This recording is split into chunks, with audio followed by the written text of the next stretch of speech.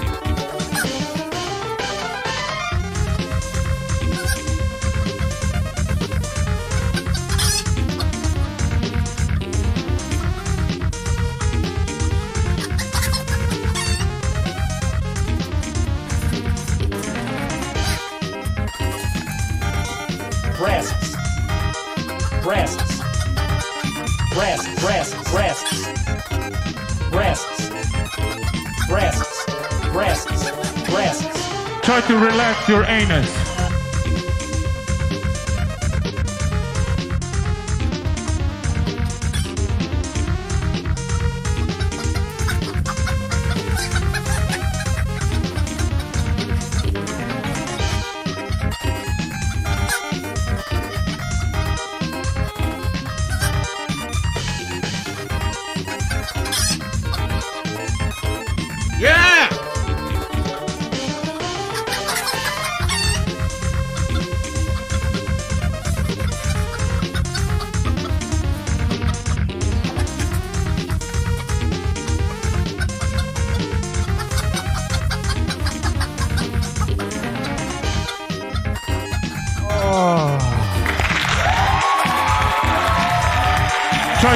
relax your anus.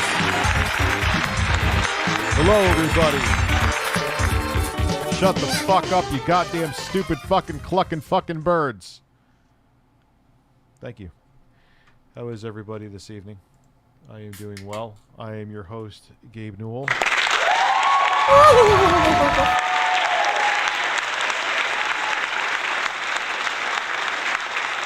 And yes, I will find a different fucking applause. I actually have one I barely tolerate. Matter of fact, you know what? I'll add it to the board right now. We will get rid of, I think we're going to get rid of quantum breastfeeding for a while. I'm over quantum. I'm over him. I'm over him for a little bit. We got, I'm thoroughly tickled anyway. And we have breastfeeding. So we're good. We're in a good place with quantum. We're in a good place. So let me go find, that applause here. Yeah, I still got the... Breastfeed it, breastfeed it, breastfeed it, breastfeed it, breastfeed it, breastfeed it. Yeah!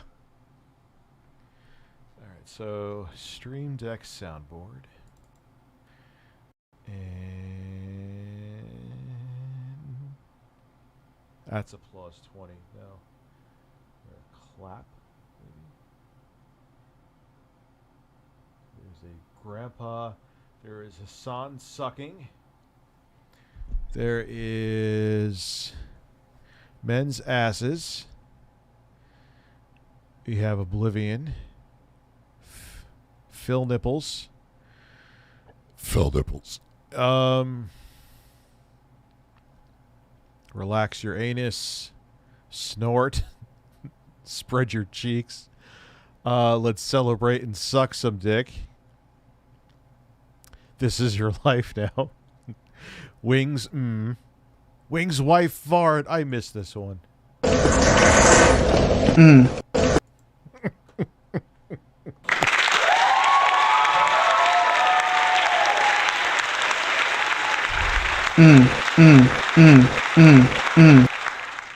Just his reaction of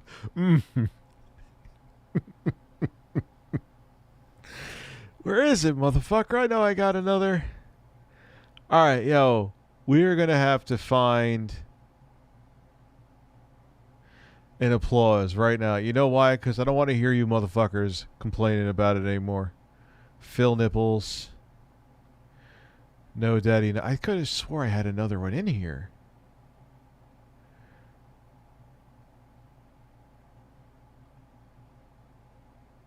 I got bruh. So corny. Fuck bruh. We got cucumbers. We got the wow.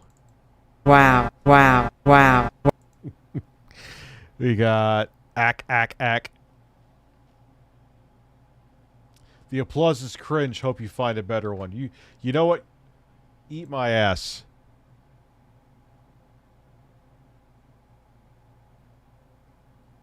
I'm kidding. That would be disgusting.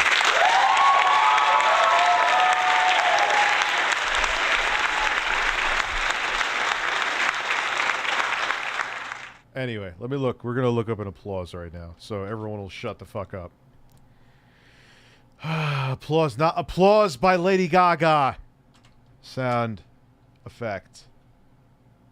Sitcom.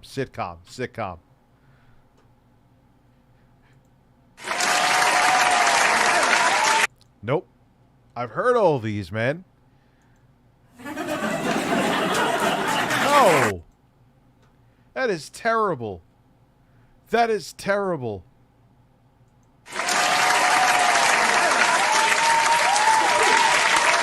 No.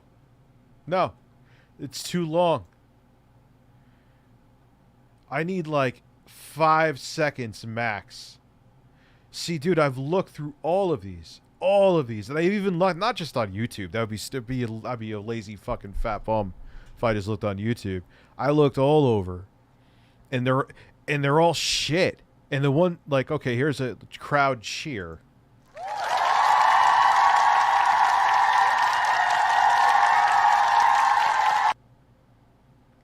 Oh, that was almost good, and they just cut it off.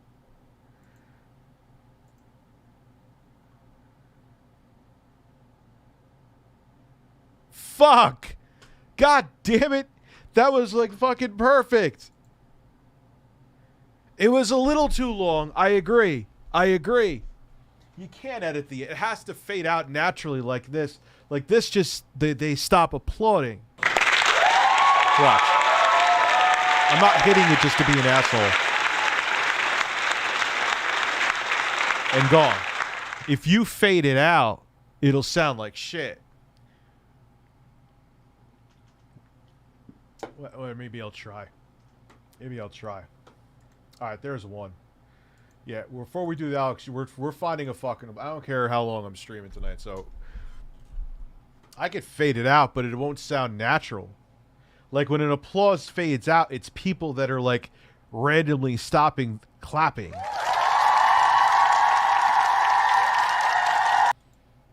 Well, let me look a little more. I've already saw all these, though. That sounds like someone sizzling a fucking steak. Fuck birds. Nickelodeon.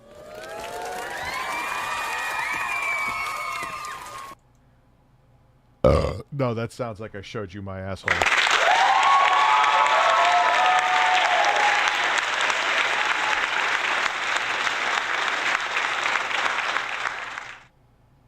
All right. 10 seconds I'll barely tolerate. That's like my threshold.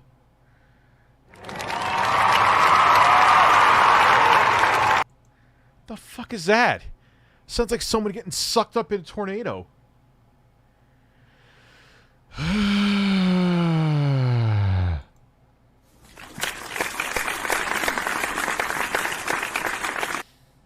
Sounds like you're like a multi-level marketing meeting.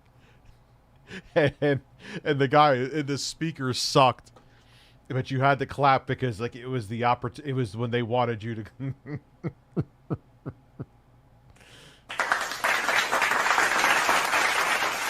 No, these are all shit.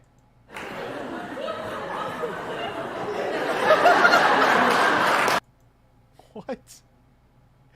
I mean, I could see certain applications. Let me say this one.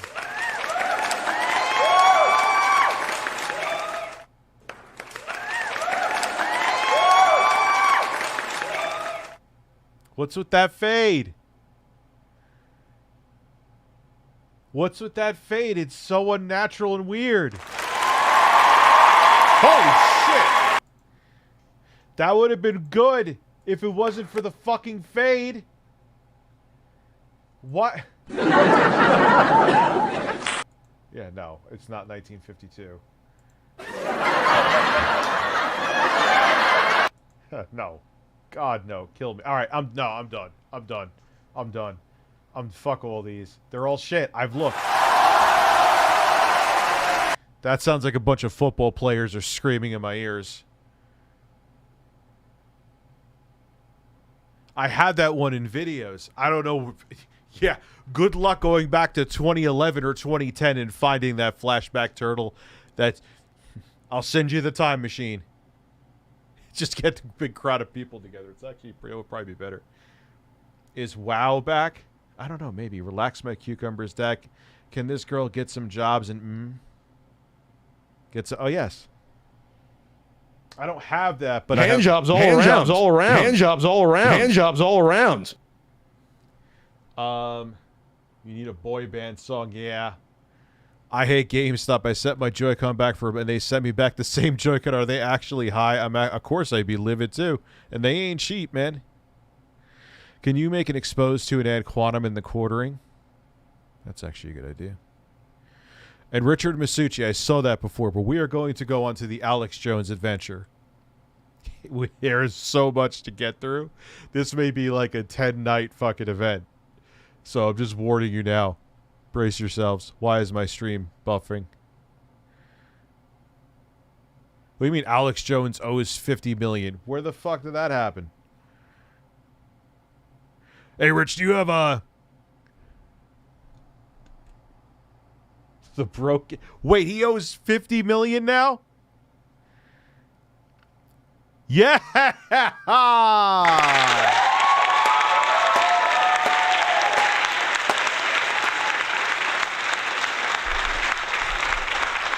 You know what's fucked is I bet you he's still got millions somewhere.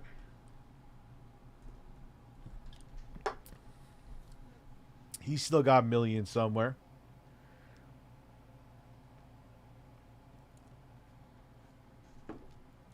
Ah, shit, I'm sorry I didn't see you here. Alright, so we're sticking with that applause because Jesus Christ. I told you, man, I wasn't just like being a fucking bum. Like, I want to switch back to my other profile. Like, it's tough to find one with the right cadence for what I do here.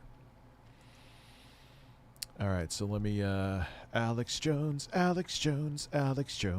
a round head, has a round head. Alex Jones has a round head. I don't know what I'm doing. Anyway, alright.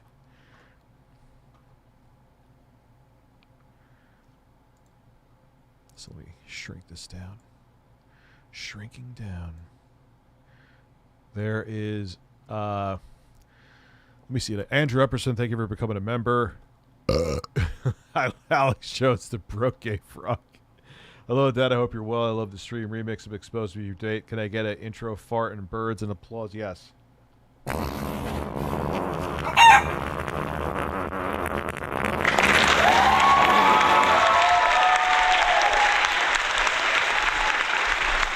Yeah. That was a much different Alex or different Jimmy Dore. You missed my super chat. I'm sorry, Soru. Maybe Alex needs to spread his cheeks and go to town. Spread your cheeks and just go to town. Where did I miss your super chat? Oh. I don't even know you. I'd have to find out from my editor about the music. I didn't actually hear any of that from Mr. Ball, so that's not their portrayal. I heard some testimony from Miss Lewis about how she feels about it. Again, I don't think that constitutes portrayal. I think, do you have, let me put it this way. I believe that Mr. Bankston is correct in how he describes the rule of optional completeness. Do you have an argument to make for why whatever portion of this video you think needs to be played is required for the jury to not be confused by the portion they heard? Yes, I could bring that back. Earlier today. It's the argument I already made. Okay. Why? Andrew Epperson? That's fucking bullshit. You know how much money this motherfucker has? Your Honor, I would just reply to that, that the idea that he's saying that they're not, like, he wants to play it so he can show that Mr. Jones believes that they're real, literally said that in the video that we just played. So it shows how some mystery. Right, I did hear that as well. Also, the claim that... No, I agree, Sailman. I agree. Also. I have a hard time imagining, and I have not watched it, that any clip that includes a conversation about what's happening in court this week can be in any way helpful. Yep, pretty much, Neil. You're right. Their job. But I agree with you, Sailman, on Ellen Ray. I certainly... Can you please sit down, Mr. Jones? It is not your turn to talk. I will happily allow Mr. Reynal a minute to hear all of your suggestions if you and he think what is that? Is necessary, but you have to wait.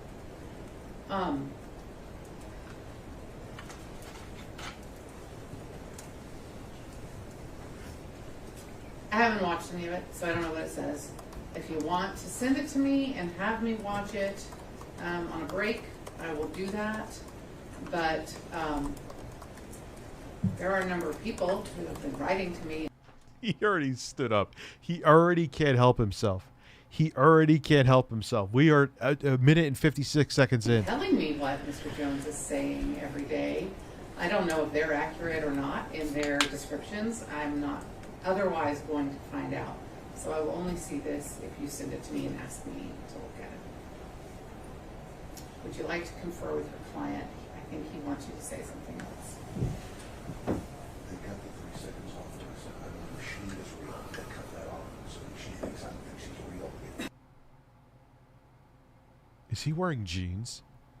She's totally confused because they gave her a confusing clip. It's the definition of the law. Well, if it isn't the consequences of my own... Yeah, seriously. 100%. Hi, Rich. You ever watch that 4.5-minute DSP I sent you? Just curious. I haven't. Also, he is an absolute piece of shit. 100%. 100%. Simply re-urge that it's confusing for the jury because the clip leaves out the part where Mr. Jones says that he certainly believes that Miss Lewis is right. All right, so if you want to send me that part, that may in fact meet the requirements of the rule of optional completeness, and send it to my staff attorney, and she'll review it. What the fuck is he doing? These are the small things that are going to make this really... Why is he... You're in... Dude, you're in trial. Why are you lounging like... He's like this. Look at him. Look at him. And then I'll review it on the break, and I'll let you know. Thank you. Anything else before we bring the jury back? No, Your Honor. Anything from your side? All right. We're ready to have the jury back.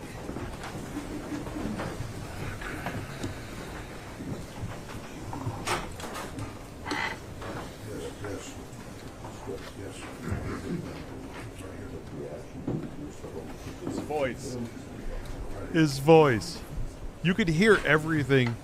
Like, usually when you watch these, when they whisper, you don't hear anything. Him, it's like...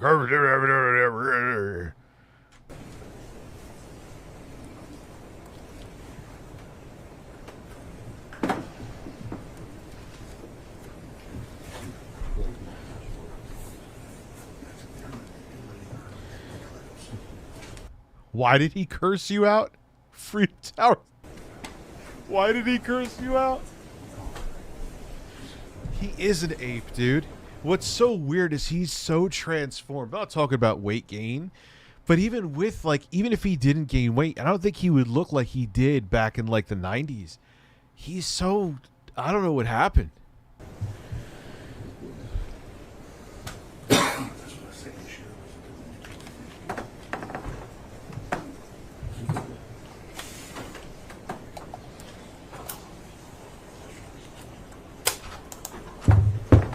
All right.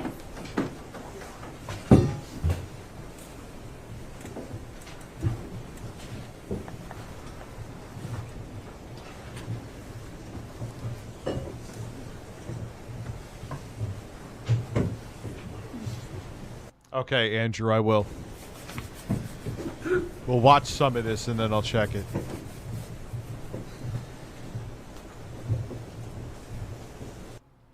So you don't know, he is so fucking unstable. He is so unstable. It is incredible. All right, you may It all be is seated. absolutely incredible. Mr. Reynal, do you have a witness for the jury? I do. The defense would call Alex E. Jones. All right. I agree. Eagle Mr. boy. Jones, come stand in front of me, please. And here we go. Raise your right hand. Do you solemnly swear or affirm, under penalty of perjury, that the testimony you are about to give shall be the truth, the whole truth, and nothing but the truth? I do. And it's not going to be anything. Thank you. No, Have it a is not. seat. No, it in is the not. witness chair, there is water and glasses. You have pretty good volume. I don't think you'll need to lean into the microphone. I see that you have a document with you. I don't know if you were here when I explained to a prior witness who brought documents with them that you can't look at any document for any reason while you're testifying until and unless one of the lawyers or myself is... No, he's going to make this. He's already trying to make everything, including the judge, the jury. He's trying to make them all look bad. Instruct you to do so. So I'm going to ask you to actually just give it back to Mr. Reynal until he may think you need it, okay? Did you understand all that? I did, yes. Okay. While you testify, it is not a conversation. Why is he already grabbing the fucking water? Bro, you were up there for 2 seconds. He's going to take you back to the past. Rich is bald and has a big ass. He loves the birds and lets out turds. You read this in the tune of the luscious nerd. Advice for those looking to become a bird full time. Take big shits. Now that you're a pretty good volume, judge says you're It is a question and answer. So the instructions are to let the lawyers completely finish asking their questions before you begin your answer, to listen to the question and answer what is asked. You can't always say that you don't know or you don't understand if those things are true. To answer out loud in words and not head shakes and the like. I think that's... Like, what is he doing? He hasn't sat still once. That's all my instructions. I bet you he does coke. Absolutely. I say it so many times, sometimes I forget one thing, but I think those are all. Do you understand them? I do. All right. You may begin, Mr. Raynell. Alex, would you please introduce yourself to the ladies and gentlemen of the jury? Hi, I'm Alex Jones. How are you feeling today, Alex? I actually feel good because I get a chance to, for the first time, say what's really going on instead of the corporate media. Why do his hands look so small? Is it just me or his hands are like fucking... it looks like someone's fucking like a standing behind him and like putting their hands through his suit. Why are his hands so small? And high-powered law firms manipulating what I actually did. I want to start by kind of letting the jury know a little bit about your youth and where you grew up so they can get to know you better. Is that okay? Okay. Those hands. And you know, before we do that, I just do. His beard. It's definitely, as a man who also has a very, very weak chin, if he was skinny, he was actually a pretty studly looking dude. But his beard is pretty meh. I want to say this He'd look funny as fuck without a beard. on record because I've said it many times. I apologize to both. Sustained. So, Mr. Jones, one of the instructions I just gave you is that this is not a conversation. Question and answer. So she got the monologue, but not me. I got it. And so... Oh, this is going to be really fucking good. You have to only answer questions that are asked you. Mr. Raynell will ask you, and certainly all questions you want, except for wait for the question. You may proceed. Mr. Jones, have you been wanting to apologize to the plaintiffs in this case? Imagine when he goes out on dates with women. He's just sitting there, they're like having a steak. He's like, and she's like, so what do you do for work, Alex? Like, you know, I own Infowars Network and everything's quiet. So you hear is tyranny, and like everyone in the restaurant turns.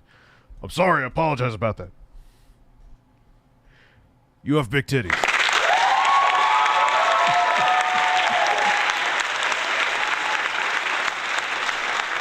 Yeah, he's a fucking crisis actor, yo. He's a fucking crisis actor. It's incredible that he could sing for a metal band with that voice. But the thing is, his voice was never even like that, dude. It must be from all the screaming. Because his voice wasn't that deep.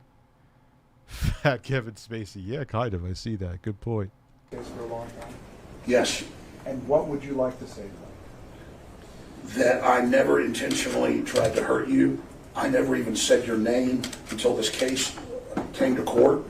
I didn't even really know who you were. Didn't he already defend Alex Jones like an asshole? Until a couple years ago when all this started up. The internet had a lot of questions. I had questions. On Twitter, I'm pretty sure he did.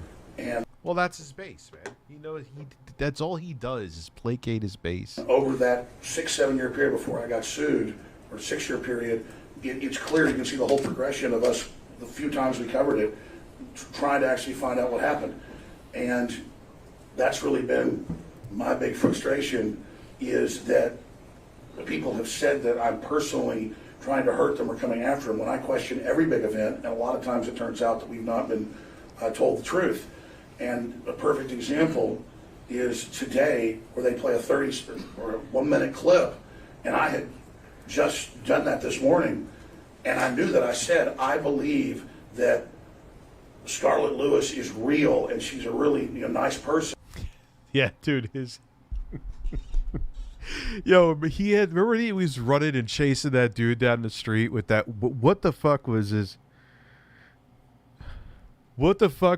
hair? That was the weirdest fucking hairstyle I've ever seen. He looks better now than back then.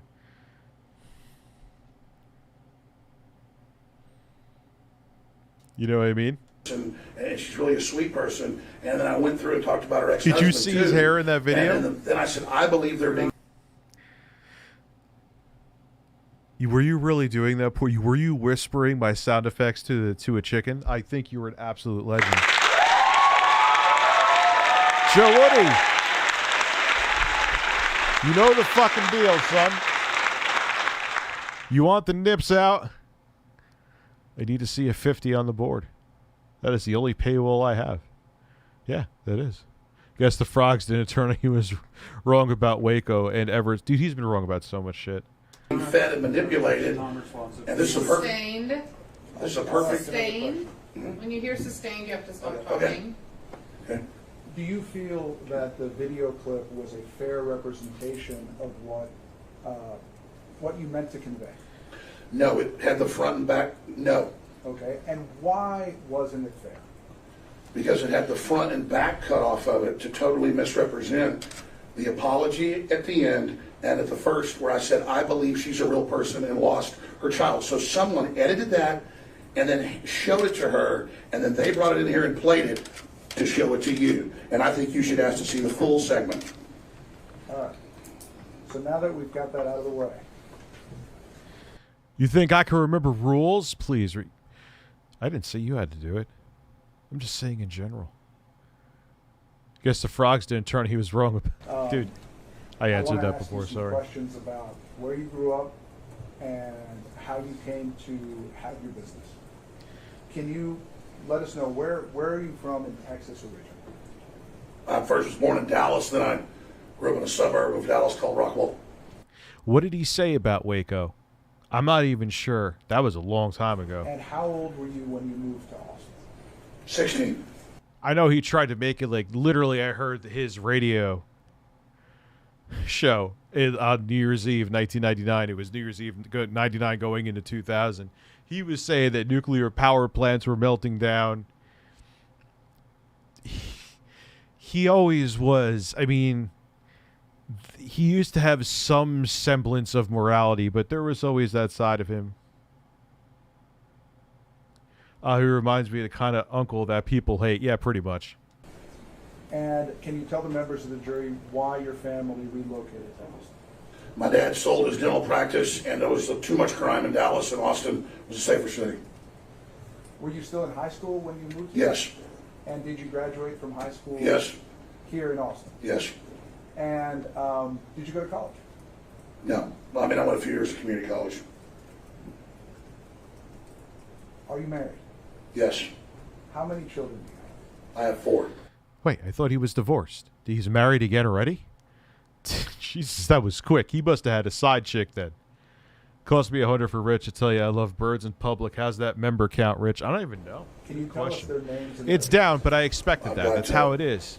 It's like 643. Well, you don't have to if you don't want to. Well, there's Their the, ages. sure. There's Rex, who's 19, Charlotte, who's 18, Georgia, who's 14, and Veronica, who's 5. And is your wife present in the courtroom today? She's right there. Okay. And what's her name? Erica. Damn, he got married again real quick. Yes, I've heard the Gay Frogs remix song. Absolutely. I want to ask you some questions about how you got started out in media with your radio show. Okay? How old were you when you first felt that you wanted to be on the air, that you wanted to work in media? When I was about 17, I really liked listening to talk radio. And I'd grown up with my dad on road trips listening to like Larry King when he was still on radio. And I really liked Larry King on radio and then also on CNN. And I also liked Howard Stern, thought he was funny. And I really wanted to be a talk show host. And how did you take Really? He hates Howard Stern now. That's funny. He hates Howard Stern now. desire to be a talk show host and those early Damn. Yeah, he had a side chick then. influences? How did you translate that into action? How did you first get on the air? I had been out of high school about 1.5 years, 2 years, and I went down and took classes Yeah, that was fun screaming. I screamed birds shirtless, I believe. at the Access TV station here in Austin, one of the first places to ever have Access TV, had one of the best systems. So they had a lot of equipment and a lot of studio space. A lot of it was old, antiquated, but was still very useful. So I became self-taught. Could you imagine it? Dude, the parrot would start attacking him and he would start swatting at the parrot. With that equipment. And in about 94, 95, and then 95 started doing my own little call-in shows. And then those became pretty popular quickly. And so the phone rang, and a DJ by the name of Sharkman, who had a national show. Sharkman. Of course. Of course. The local station, 98.9, said, I think you should come in and do like a 3-hour radio show this Saturday and see what people think. And they had Howard Stern on their station. They had G. Ward Liddy, a bunch of other big hosts. They had some other big local hosts who couldn't light the phone lines up. And he hates Howard Stern now because Howard Stern calls him out. First time I went in, they got about 100 calls the first night. How old were you? I was, I think I was 21, 22 by then. And what was the format of your early shows on Austin Public Access TV? It wasn't as conspiratorial or political. There was some of that because there was other people doing those shows, and I already knew about that information. But it was just all over the map. It was just really call-in shows, different topics. Did variety shows like Carter Pumpkins on TV on Halloween, and have a guy come in with his pet monkey and it dances around.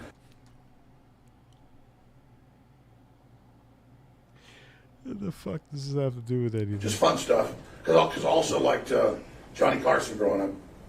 Did people like your show? They did. And obviously, did you did your show? I mean, it sounds sort of like almost like a Wayne's World kind of thing. I think Wayne's World's a good way to describe it. And did it win any accolades? It did. It won Best of Austin a few times in the newspaper, and pretty much started getting written about, and even national coverage within about 2 years. Really? And so tell us, you told us already about Larry King and about Howard Stern. Who would you say influenced you artistically in the format and how you did your show then and became the man you are? It's funny he admitted that. I mean, really, I listened to Larry I'm King actually a lot. shocked My dad he listened to admitted him on the radio a lot when I was from the time I was like 6, 7. Yeah, like I listened Mr. to Larry Super. King. And then I think Rogan's going to distance. He kind of has to. I watch him a lot of nights at home in junior high and high school. So I would say more than anybody, Larry King. And did there come a time when, because of your success and having won this Listener's Choice Award or Viewer's Choice Award, that you were able to be syndicated? Well, I won a couple of those. I don't think the syndication folks were even paying attention to that.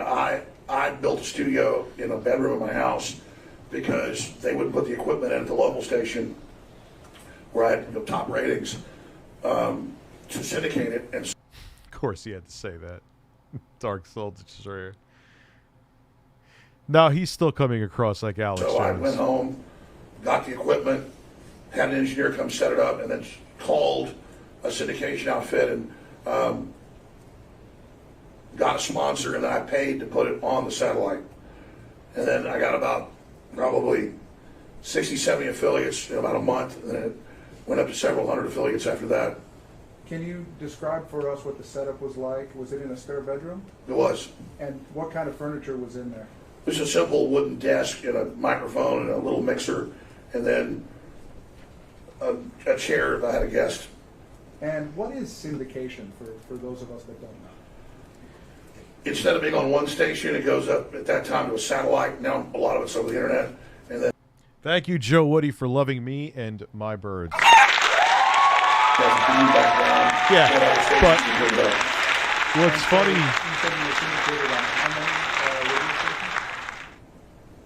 is even when Alex Jones tries to come across as normal, he still can't. It's impossible. it fluctuated between 30 or 40 at first and as much as over 200. I would say things that were politically not popular to talk radio, more left-wing things like being anti-war or things like that, and I would lose a bunch of stations, then I would gain more stations. But talk radio was mainly conservative. And so when 9/11 came around and I had questions, we lost 70% of our affiliates in 1 month because I didn't want to, attack all these foreign countries. But I still was steadfast and had that message. So then I got real popular with the left wing, but I wasn't trying to be left wing. I was trying to follow the right thing, even though it made me lose most of my radio stations, which is the issue of how I do what I think's right. Sometimes I'm wrong. I've been more right than wrong, but I don't do it for the monetary thing. I do it to tell the truth, or to try to tell the truth, and then the monetary. I think at that time there was actually some partial truth to that. And then he lost his fucking mind and realized there was a whole bunch of money and conspiracies, because the problem is our institutions have fucked us. Alex Jones is absolutely a symptom. He's not a cause. He's a symptom. There shouldn't be this much distrust that someone like him becomes as prominent as they become. It comes with that because people can tell this guy's not reading off the script. And with that comes its own issues. But I'm not lying like the corporate media on purpose. That's the big difference. And so let's focus in on this early period. What year did you get syndicated? I syndicated myself in 1998. And at that time, syndicated himself. I gotta look. Did you already have the show name, The InfoWar? Yes. No. Alex is what Quantum and Jerry would be if in a trial. A trial, you mean? It wasn't ever called InfoWars. It was just the Alex Jones Show. Because you have to call the show your name, because that's how they do it with the ratings that were written in on little. Can I get a cucumber breast cucumber, please? Yes. Cucumbers. Breasts. Cucumbers. That actually works.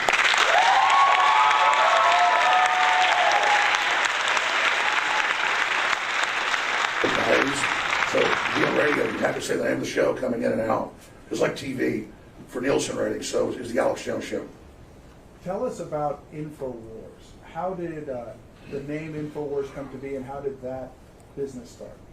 Vic Freeland, who was an Air Force veteran, who worked in Air Force intelligence in Vietnam. Alex Jones is a simp. He might be. We know the quartering simps for Gina Carano. He was the deputy fire chief in Austin, and he was a listener, and he'd done some talk radio interviews. He'd been on some syndicated shows because of magazine articles he'd written. And he came to some of the events and he said, listen, you're really involved in it. Yeah, what happened to his voice? Is it really just all the fucking screaming? Or is he... Information war, that's that, and because all information's propaganda. Whether it's true or not, it's called information war. And so you ought to try to get that URL. And he... Rich races like John Fetterman races give me hope for a country. He is someone I can see as a future. I'll have to look into him. Had a big old laptop. He said, look, it's available. Do you want Infowars.com? And so Vic Freeland got the site. He then, even in his spare time, because he was still working with the fire department then, he built the basic site and stuff, then helped find me a volunteer. I don't think he smokes. I've never seen him with a cigarette at his mouth anyway. Or whatever at first, we didn't really have any money to then start updating the site a little bit every day. And that was in 1997. So InfoWars came from an Air Force intelligence term. So you had the Alex Jones Show that was being... I don't even know. It just sounds like he has gravel in his fucking throat, Tower Dragon. It's crazy. Broadcast, and you also had InfoWars at the same time.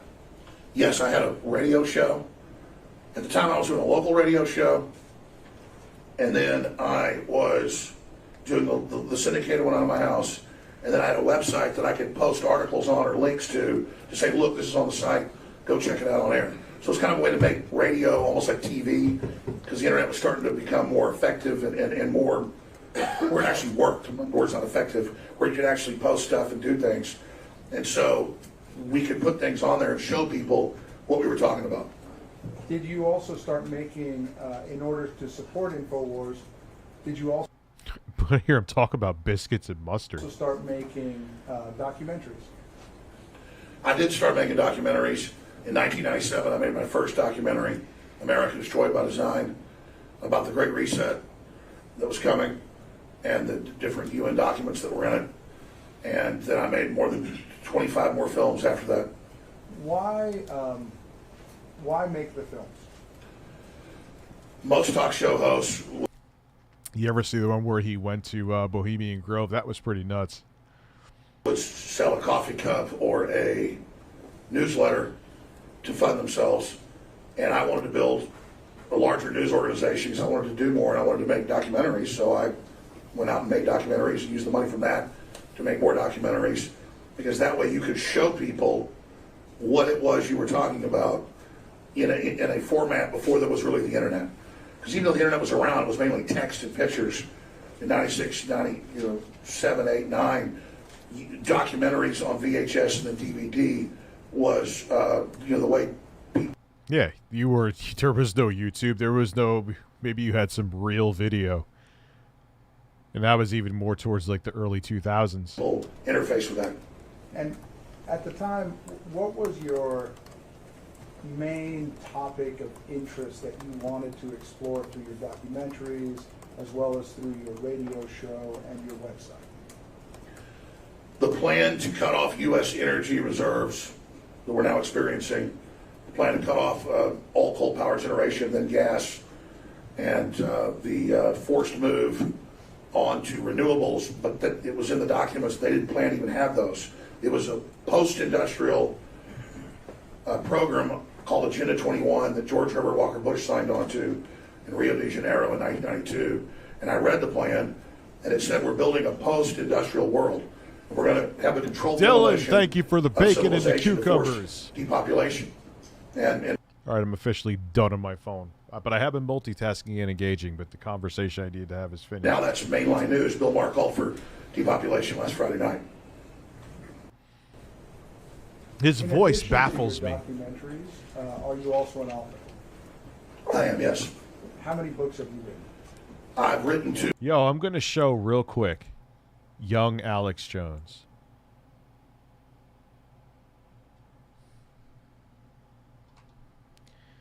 Young. I mean, it looks like him. That whole who do they always say that they think he is? Young Alex Jones, really? There's no video of Alex Jones young?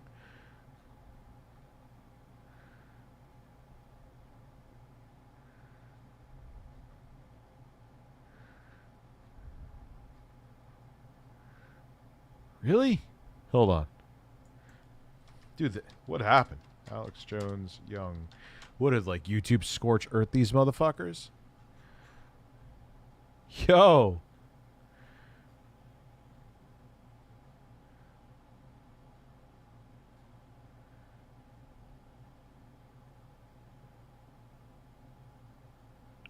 This is the best I'm going to find. There used to be way more than that. It's like YouTube took a bunch of shit down, man. Anyway, here.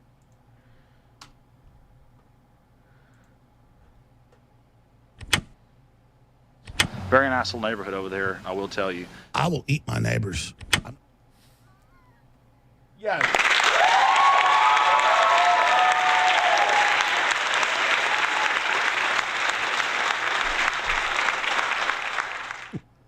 What happened? A very old clip of Alex Jones has been unearthed.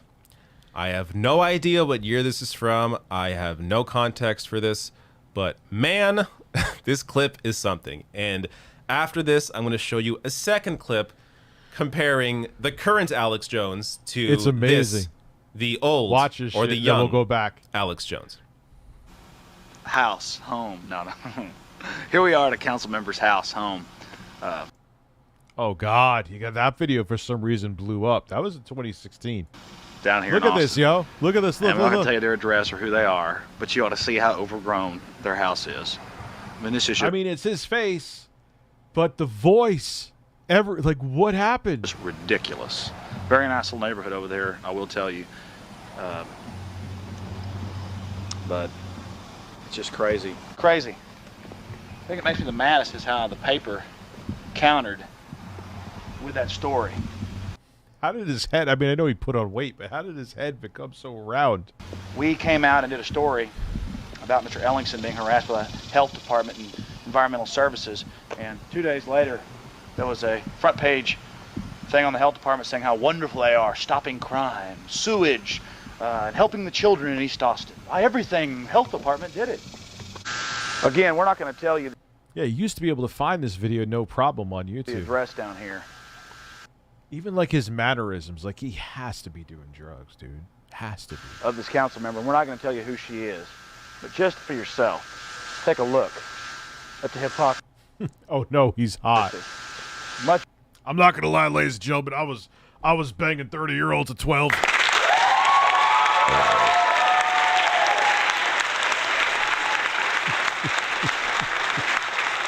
Worse than Mr. Ellingson. And they're both in total disrepair and overgrown.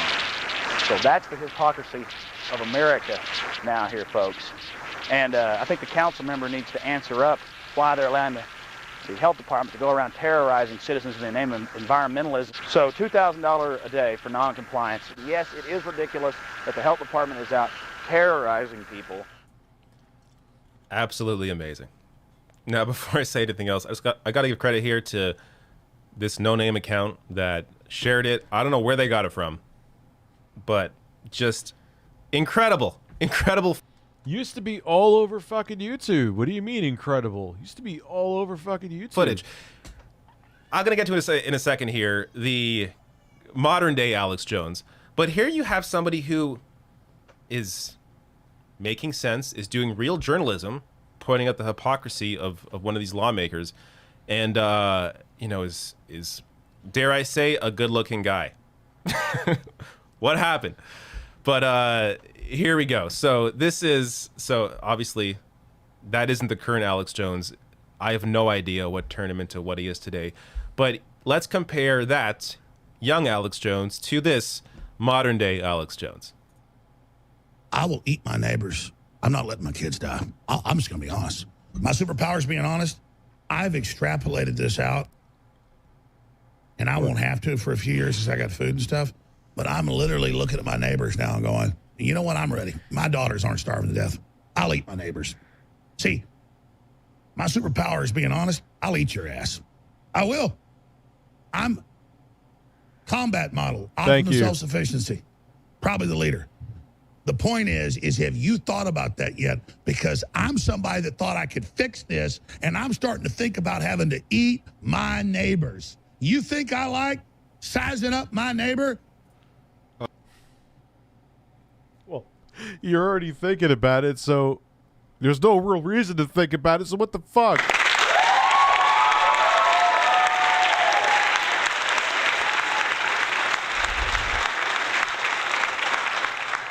Yeah, part of me thinks he is insane, but it's also a blend of this whole act he does works.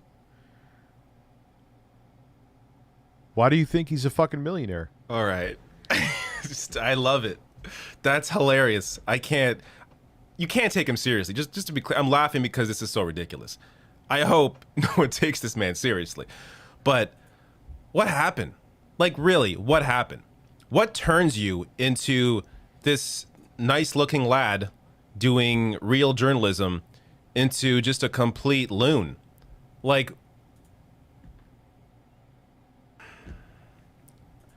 I don't know. Maybe something was in the water. Maybe that's what happened here. It wasn't turning the frogs gay, but it turned Alex Jones into a complete imbecile. I will eat my neighbor. Maybe that should go on the soundboard.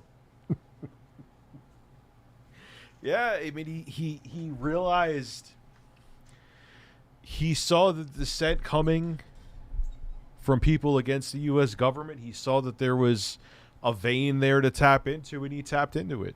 It's really kind of simple. He's also fucking nuts, too. Yeah, money, exactly, Flashback Turtle. Oh, that's the crowd sound effect. That's not what we want. Eat that bird's ear.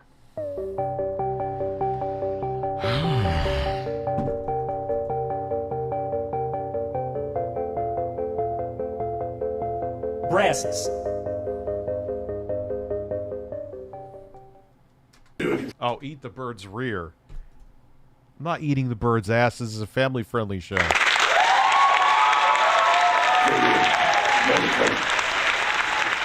about your latest book later.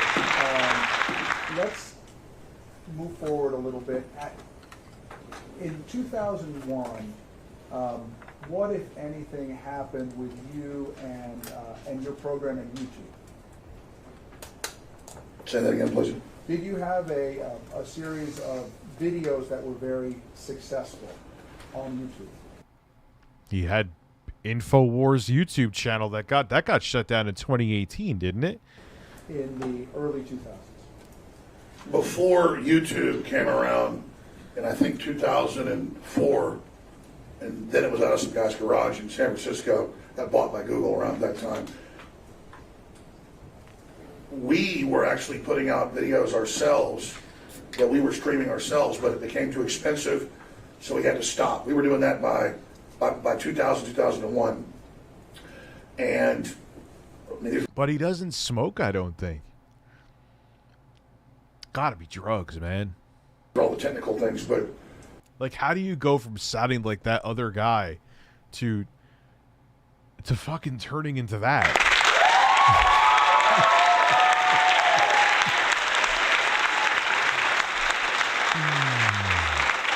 Then Google Video came around, and we had videos on there with millions of people that watched them, and we were just putting them out for free, and it was very popular with the left because it was us tracking and protesting the KKK. It was us exposing police brutality and things like that. Yeah, you used to like do like some actual journalism, Alex. I remember. What happened? And I wasn't trying to be left-wing. I just thought those were really important topics. And so I got really popular with the left-wing then. They went and had me speak in San Francisco and New York, and I got big awards, by the big liberal Democrat channels. Let me ask you about that part, because that's an aspect of your work and who you are that you cultivate, which is different from in the studio. From the very beginning, did you believe it was important to go to demonstrations, to talk to the people on the street, to be part of protests? Absolutely. And how did that play into what you were trying to do in InfoWars? We're getting through this, at least this piece tonight. I'm gonna need some more weed. I'll be right back. I need more weed. Breasts. Breasts. Breasts.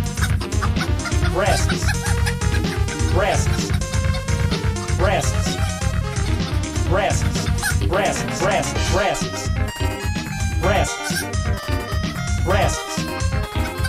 Breasts. Breasts. Breasts. Breasts. Come on.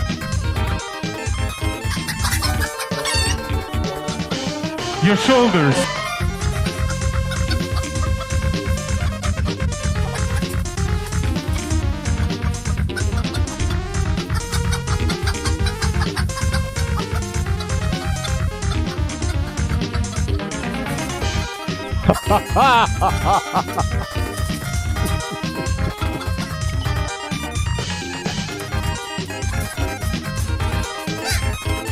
Try to relax your anus. Your shoulders. I'll be right back.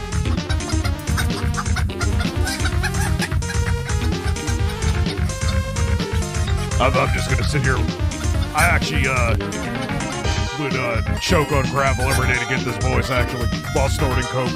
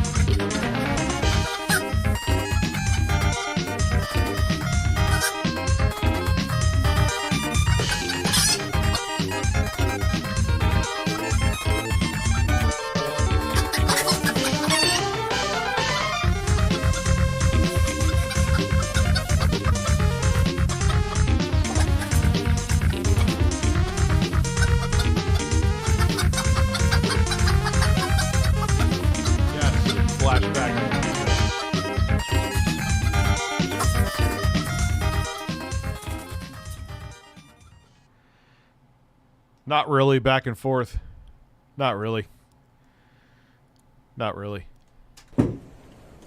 Well, InfoWars is a radio show on TV. And that's really what Oprah Winfrey is too. It's just, but I mean, that's, it all goes back to radio. And Real that started shame 100 out. years ago, or a little bit more now. Yeah, I mean, there was shit. I jumped off the Alex Jones train back in like 2010, 2011. I realized he was full of shit. 2016, he really went off the deep end, though. Sitting here with the road watching you stream, fully vaxxed, so hopefully it's over soon. Can you get it? I'll eat your ass. To the soundboard, yes. Yes, again. And so that's a separate thing. A talk show with opinions and people debating is like The View. They're not fact checking, they're just giving their opinions. When I'm on the radio show, most of the time I'm just a pundit giving my opinion. Everybody on talk radio knows that. We play. Yeah, no. Bullshit. You put out misinformation. Shut the fuck up. I have insiders in the CIA. Like, come on, dude. I've listened with my own, give me that meat, Donald. I think I answered that before. What do you mean, give me that meat? Just think there are people who still take him seriously. Yeah, just like there's people who still buy Peter Popoff's fucking...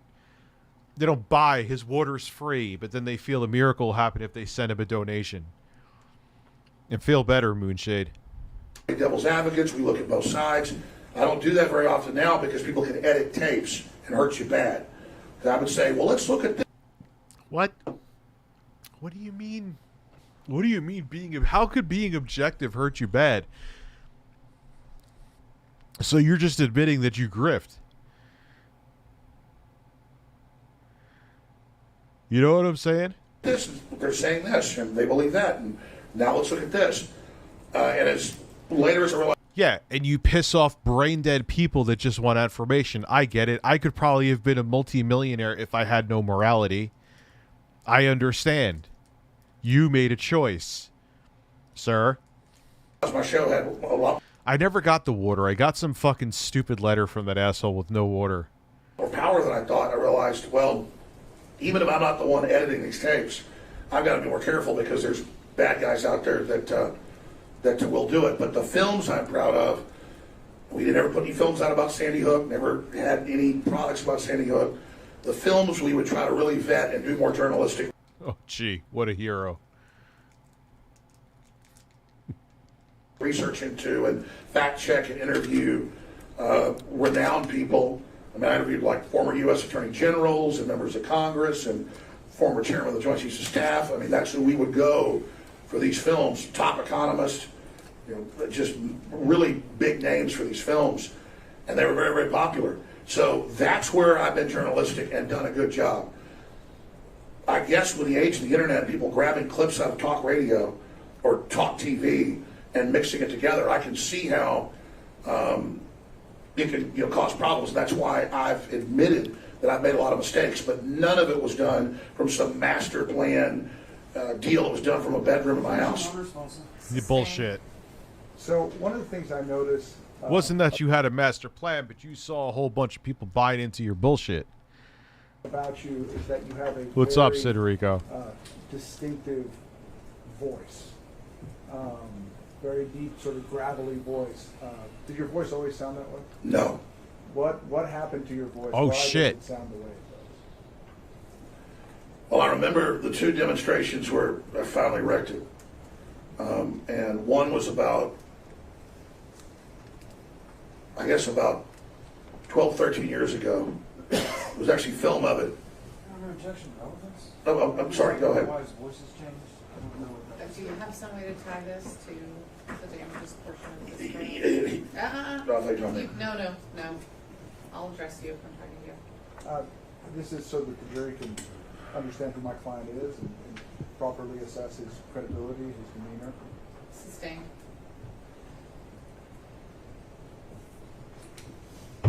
Yeah, I want to know this anyway. I don't care if it has nothing to do with trial. Why the fuck does his voice sound like that?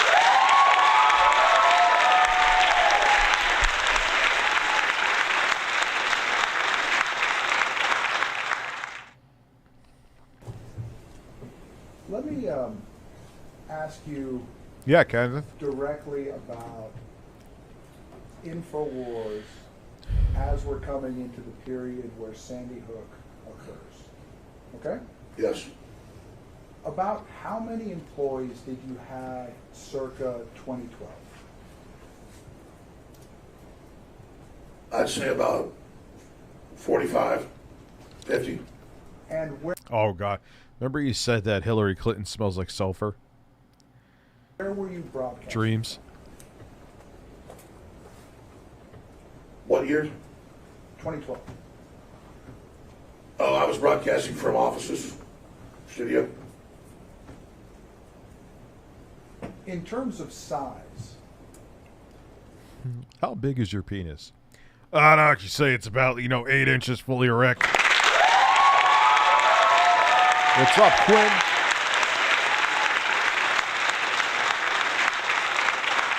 how does that compare to, for example, the New York Times in terms of how many employees? What's up, femboy? Speculation. I don't believe this witness has any personal knowledge about the New York Times. Why are So you can not a only mod? answer Now the you're a question mod. If you have actual Femboy Tyler. knowledge about how many employees the New York Times has. Otherwise, you have to say I don't know. So as a member of the media, are you generally familiar with the different media organizations that are in the industry? Yes. Well, this is And his lawyer, based isn't it? on that knowledge of the industry, Son of a pirate. can you tell us size-wise how your organization compares to the New York Times or to CNN? It's between 1/100th and 1/20th the size of those different organizations if you count it for employees and bureaucracy and the number of offices and things they do. So I want to ask you some questions about the different formats of the different shows that InfoWars broadcasts. Can you tell us what the sort of different segments are that would appear on a Fuck given is that day face? at InfoWars circa 2012? God, we got Bitcoin crypto fucking scams in the chat. There was my 4-hour radio show that in 2012 was just a webcam on me for people that wanted to watch it online. And then it was me at a desk with a camera. Which he used to do shirtless sometimes. You could look this up, it's real. And then,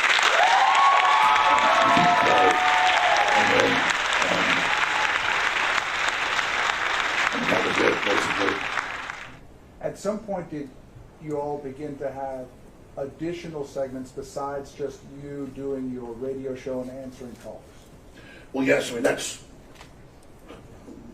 Now I understand what your first question was. What was the different types of media we were doing? Yeah. There was the syndicated radio show. There was also had a visual component, digital video online. And then there was documentary making, and that's what I had 10 or so people working on with me. And then I started to develop Oh, he's shirtless all the time. reporters and people to go out and actually cover like live events and protests and things that were going on. And then we also did everything in-house. So we had our own shipping department to be able to ship out books and films, not just my books and films, but a lot of other authors' books and films. So we'd interview a lot of those authors.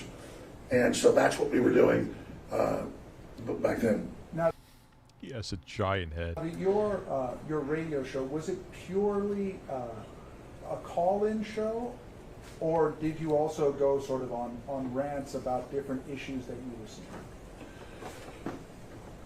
Yes, we would have. You would do both. Hey, Rich, I've been watching your gameplay days. Also been really enjoying your stream. Thank you very much, Will. I can't talk right now. This bird is fucking up my throat. That didn't. Just thank you. Try to relax your anus. Try to relax your anus.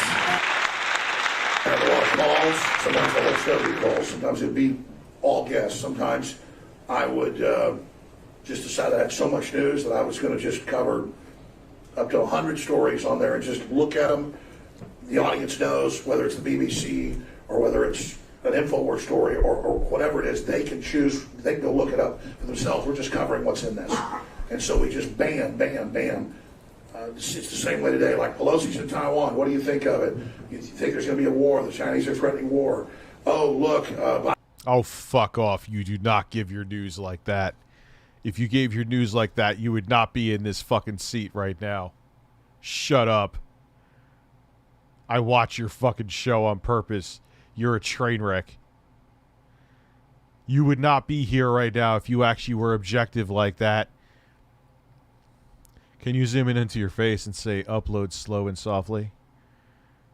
Well, I can.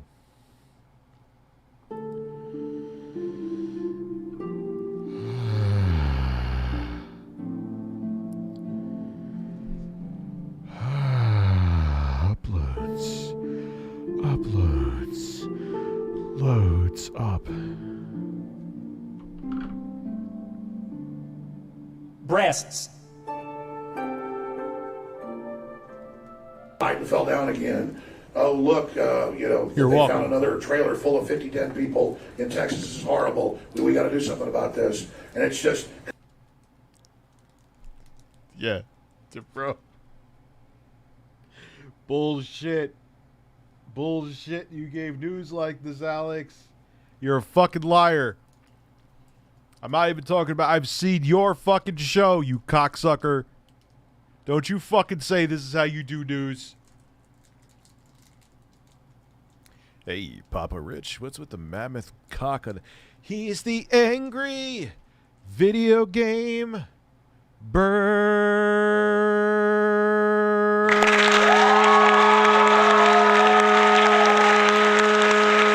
Yeah!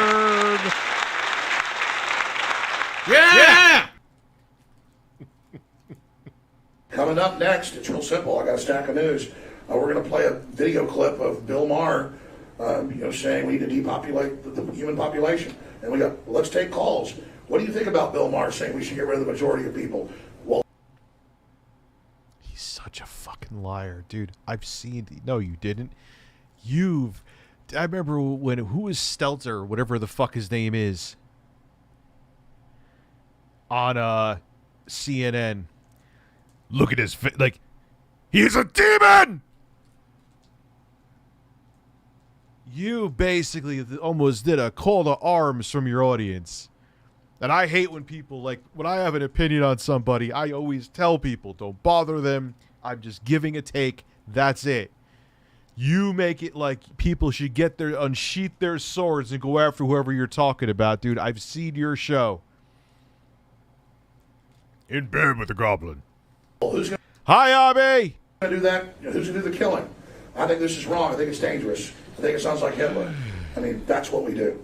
And how did...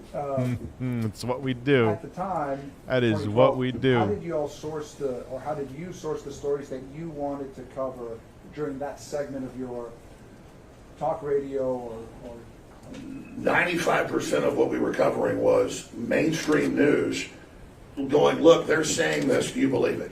Or what do you make of this?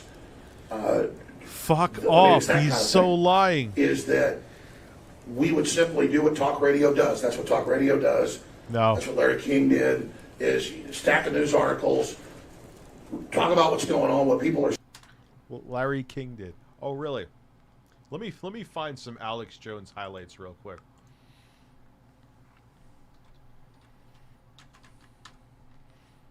Just like Larry King, right, Alex?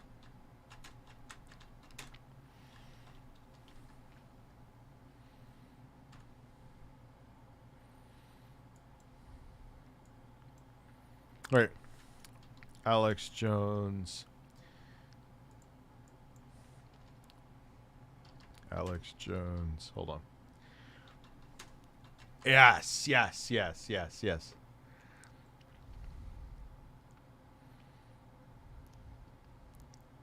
Here it is.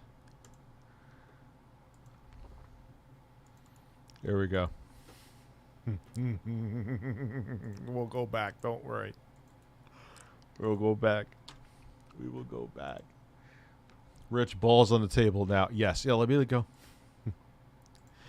Oh, well. I'm a Christian. I totally love Christ. I love Jesus Christ. It's a family.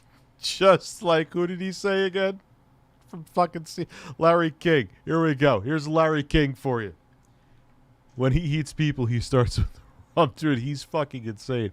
Other right-wingers are looking at Alex Jones' case and saying, hey, let's sue liberal media pundits in the same way Alex Jones is being... Yeah, of course they are. Show, but we have to scientifically describe it. Donkey dick hard-on. Major boner, raging hard-on. Such a raging hard-on. Goddamn piece of shit. You're a little asshole. Asshole? That son of a bitch. Jack off? That little dipshit. Pieces of shit. Using the Lord's name in vain is not saint. God damn it. Bit dick bastards. Goddamn traitor. You piece of shit. Asshole. Blowjob. You...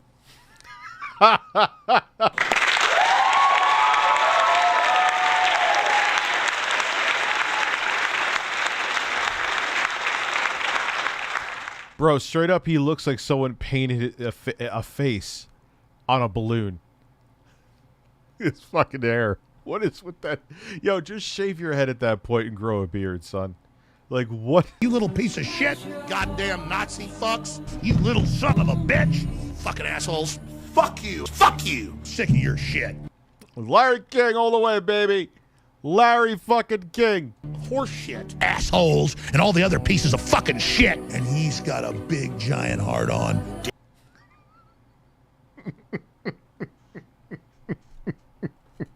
Hold on. Hold on. Pieces of fucking shit. And he's got a big giant heart on. Dicks.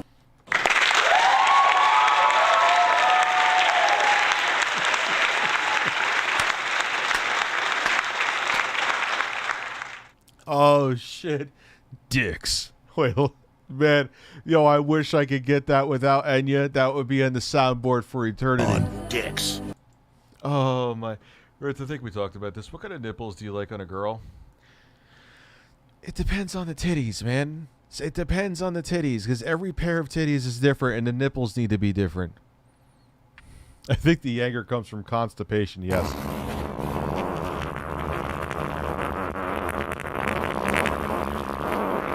And hard on dicks. God damn. I have to find that dicks. Them cowardly pieces of chicken neck filth assholes. A raging hard on and fuck you, Zuckerberg. Just like Larry fucking King.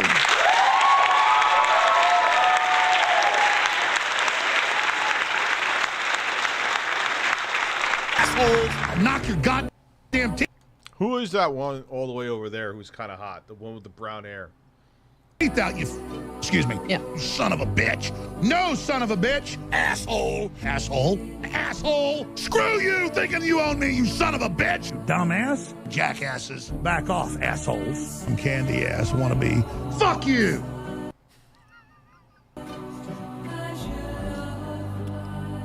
And the other guy's there like, all right, now what do...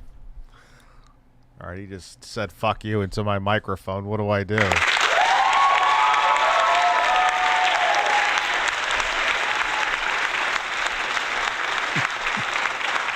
Not the blonde, the other one. The brunette.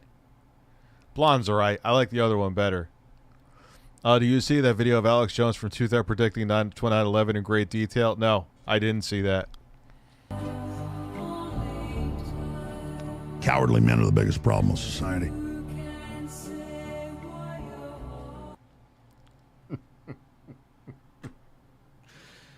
Oh my God. Imagine what he sounds like when he's constipated and has to take a shit. Saying, ask callers, what do you think of that? Do you buy that? What do you think's going to happen next? Are there really WMDs in Iraq? Are they lying about it? And then the talk show hosts make their predictions about what they think, and then the talk radio listeners basically keep note and see who's the most accurate, and it becomes a big game to see who has made the best predictions and things like that. And so that kind of lends itself to the very nature of a soapbox is people speculating. That's the nature of people going to a park and standing up at Speaker's Corner in London for 600 years and giving their opinion. That's what free speech is. Now, please tell the members of the jury, has your method where you get your stories, has that changed over the years from 2012 until today? No, it's not really changed. I mean, we have clips from the news where it's like, here's a clip of this person saying this. And we always try to actually play it in context. That's most of our clips are about 2 minutes long, so they're not little deceptive clips. We want to show what somebody actually said. And we'll just play a clip, give our opinion, and ask callers what they think about it. Or, again, we'll say, should Pelosi go to Taiwan? The Chinese are threatening war. And I said yesterday, I don't really like Pelosi. When Alex Jones got caught with a trend, yes. And he tried to say that someone, like, shopped it on his phone or some shit. I don't want war with China, but I think it's good she's going because we should stand up for ourselves and not be pushed around. Alex Jones just needs to relax behind us and enjoy a nice pulsating chicken sandwich with Phil's special sauce. Oh, that's still one of the most amazing things on the internet. And then we take calls and say, what do you think? Well, I think you're wrong. We shouldn't go over there. I think you're right. I mean, it's really that simple. Do you also, did you then and do you now also host debates? We do. How do you decide to host a debate and who are going to be the debaters? Any issue that is being contested that people think is interesting. We got a Sandy Hook debate where we got a newspaper reporter on who said he thought that it really happened. And we had like a professor, or I forget exactly who on, who thought that there was questions. And that's the time. Yeah, that's dude. I've seen on Alex Jones on your own fucking YouTube channel your videos, not stuff taken out of context. You were totally disavowing saying Sandy. You were saying Sandy Hook was fake, crisis actors, the whole thing. Jesus, this guy is a fucking liar. The thing that we did, I can understand then that people again take clips out of that and move that around, and that it can cause problems, and that's why. Now, I mean, I can say I'm more timid, even though the head of the he's more timid. Police questions Uvalde in Texas, and even though they stood down for 77 minutes, I think it happened.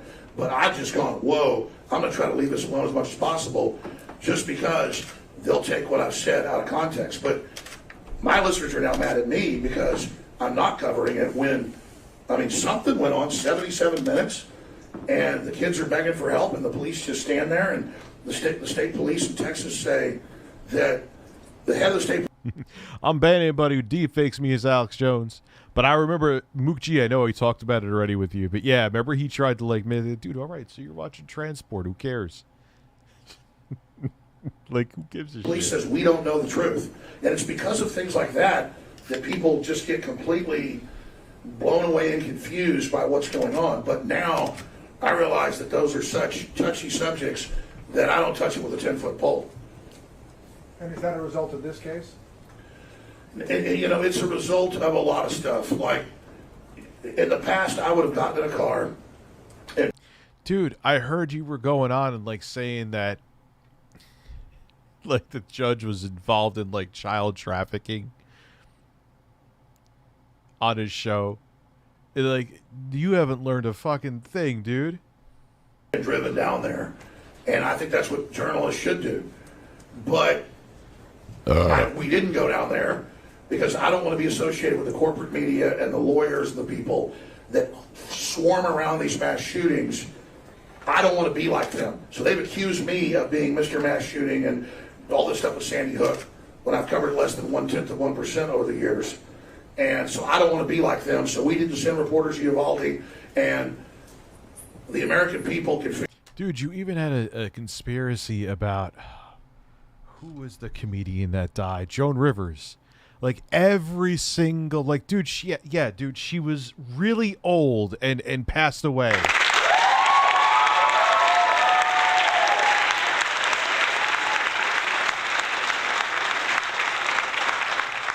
Figure out what's going on. Like, everything is a fucking conspiracy. Who else passed away that he made a fucking conspiracy about? I'm like, dude, really? But I'm not going to get involved in it.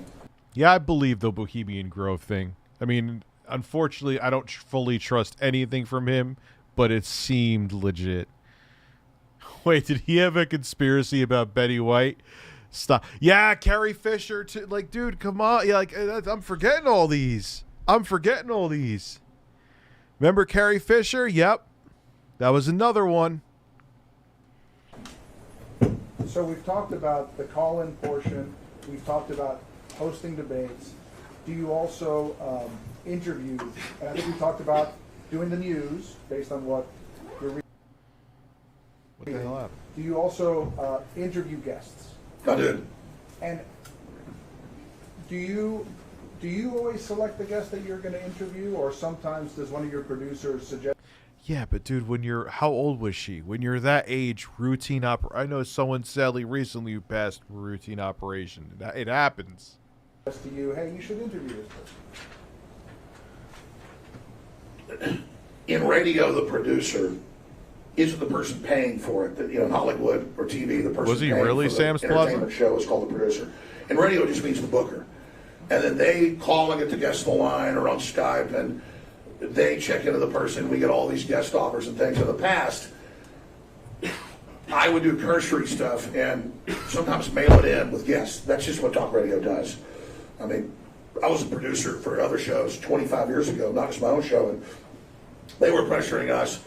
I was helping produce on a sports show to get up to 5 guests an hour. So you're just calling people that are already in the news, they're sportscasters or pundits, just like ESPN now. You see all these different writers and talk shows on the show. So it's the same for political stuff. You're just getting guests that are in the news, that are interesting, and then getting their opinion about things. And so now most of the time, though, I say, I want this person, I want that person, and I'm more in control of the guest that I have. But in the past, we let more things driven by the internet and by 4chan and 8chan. Did they really? What did she get sued for? In every case I've had problems has been a curse. I'm not attacking everybody that's on there, but I tell my producers, do not touch it when it's on there, because it's the kiss of death, and it causes nothing but problems. Why is it, do you think it's important? Did I miss your super to chat, Sharon? I'm sorry. Interview people who are causing a stir on the internet or on social media. Why do you feel like that's a good thing to do in terms of Sweet buttered honey buns. Well, I mean, most of the time we're not just interviewing people that have caused a stir. When I say like there's a big controversy or there's a big story, if there's riots in Hong Kong and we can find a reporter who'll come on the show, we get them on. It's whatever the big topic is. That's just how news is. And more, I don't really follow the news model of covering the news. In the past I did. We still do it a lot. But now I mainly just talk about philosophy and the big picture and then have some guests on. And the show's gotten more Christian, because I'm a Christian, but as things progress, all things happening in the world, I'm moving more towards doing of course he's a Christian. Self-help, life experience type show than the political show. Like I've been trying to segue out of this just because I think we have to change individuals. Kind of like Scarlett was saying earlier, more than we're going to change the world. We can't change ourselves, then we're never going to be able to change the world. And I've made a lot of mistakes, and I've learned a lot in that process. And I've also learned how the corporate media is able to completely manipulate a story once you're caught in it, and then manipulate other. Yeah, they do. But so you did the same thing right here too. You did the same fucking thing, just in the complete opposite direction. You manipulated the fucking media. Are you serious? I know he's right about the corporate media, but so did he. That's why he's here. Other people.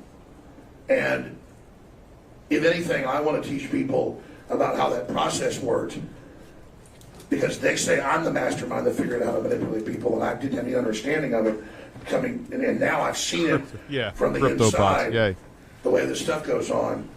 And I think only getting the individual awake and aware and not under its control is the way to beat it. And you can't just cover a bunch of news and get somebody to understand that. Yeah, I know, you Brett. Can't be told He was about the jacked. Matrix. You got to see it.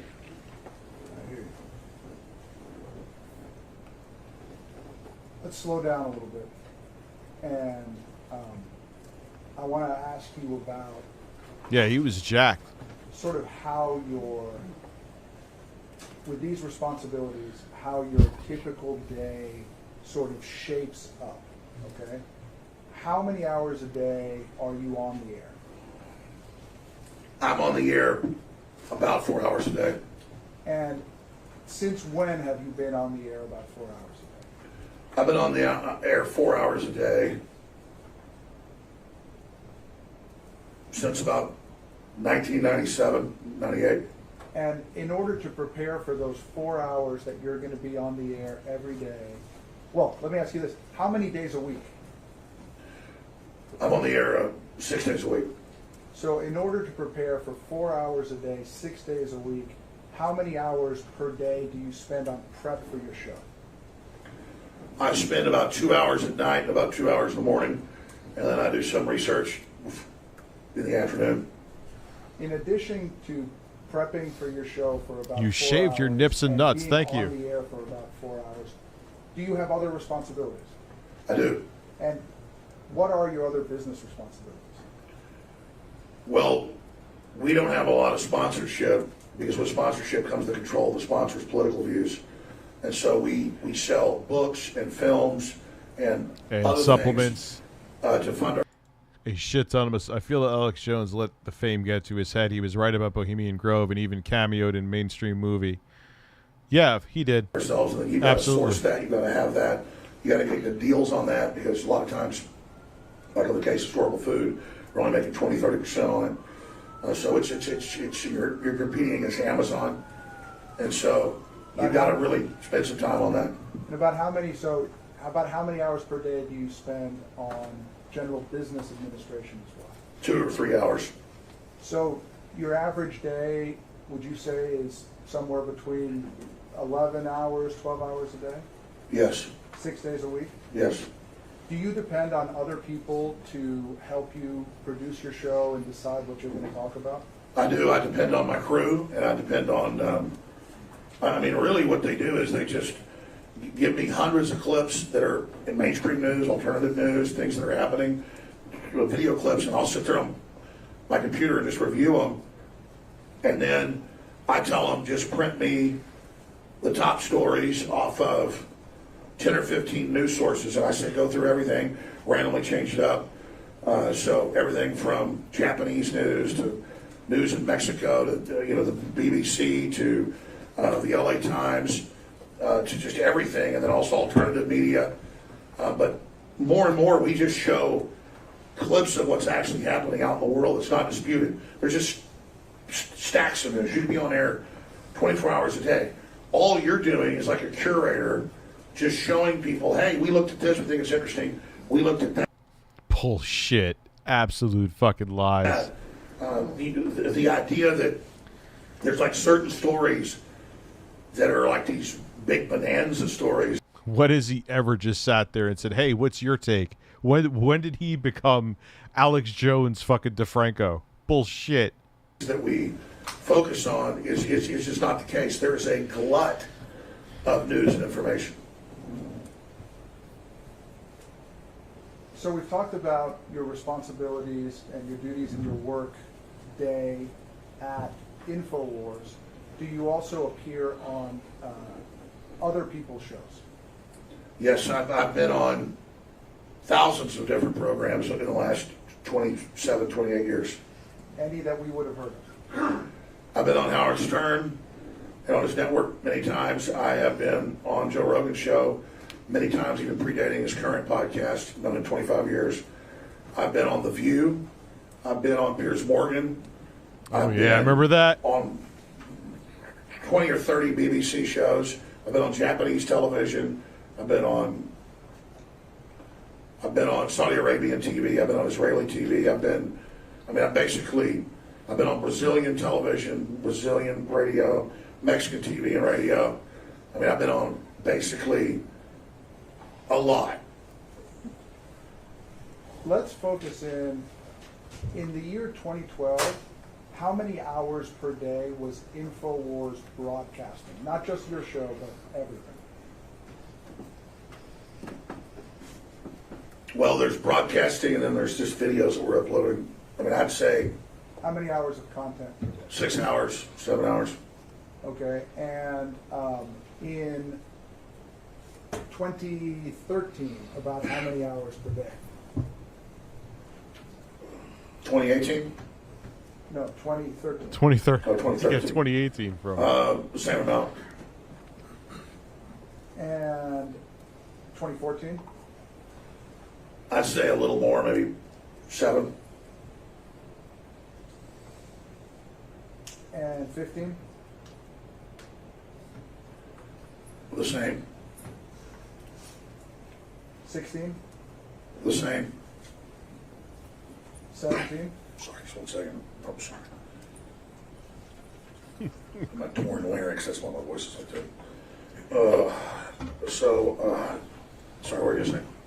I was asking you how many hours per day content is being produced and uploaded or streamed on InfoWars in 2017. Probably 7, 8 hours as well. And 18? Then it increases to 10 hours a day. Or in 17 it did. Okay. In 17 it increases to 10 hours a day. And then it stayed about that. And it's stayed constant now at about 10 hours per day since then? There's 10 hours that's always there, that's talk radio on TV. And then we also put out some other reports and videos. Okay, so the answers you just gave us of 7 hours per day basically up until 2016 and then starting in 2017, 10 hours per day, that is content that's on the radio that's being streamed. And being picked up at some radio stations.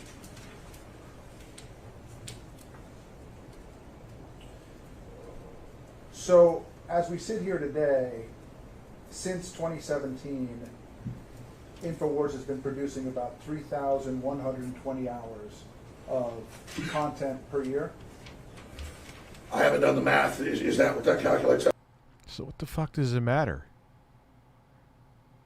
All right, so they put out a lot of news. Who gives a shit? I will represent to you that it is. It's 6 days a week.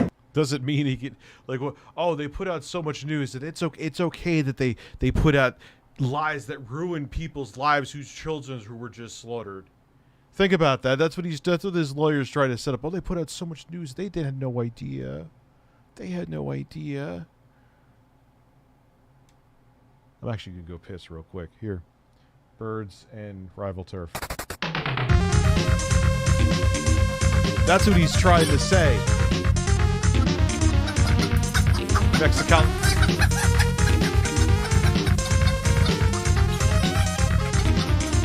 Bots are always relentless.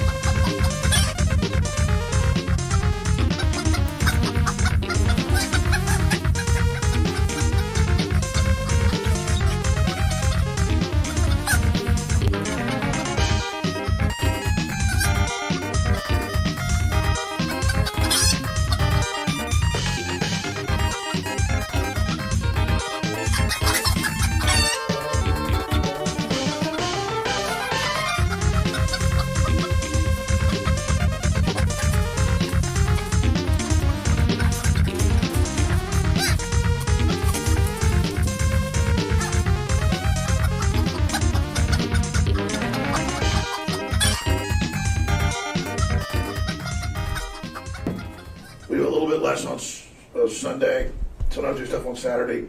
I mean, that sounds about right. There's no exact number. We never organized it all, so I don't know. Excuse me, sorry. When did you Jesus, start bringing he's such a on mess. other hosts to have their own programs?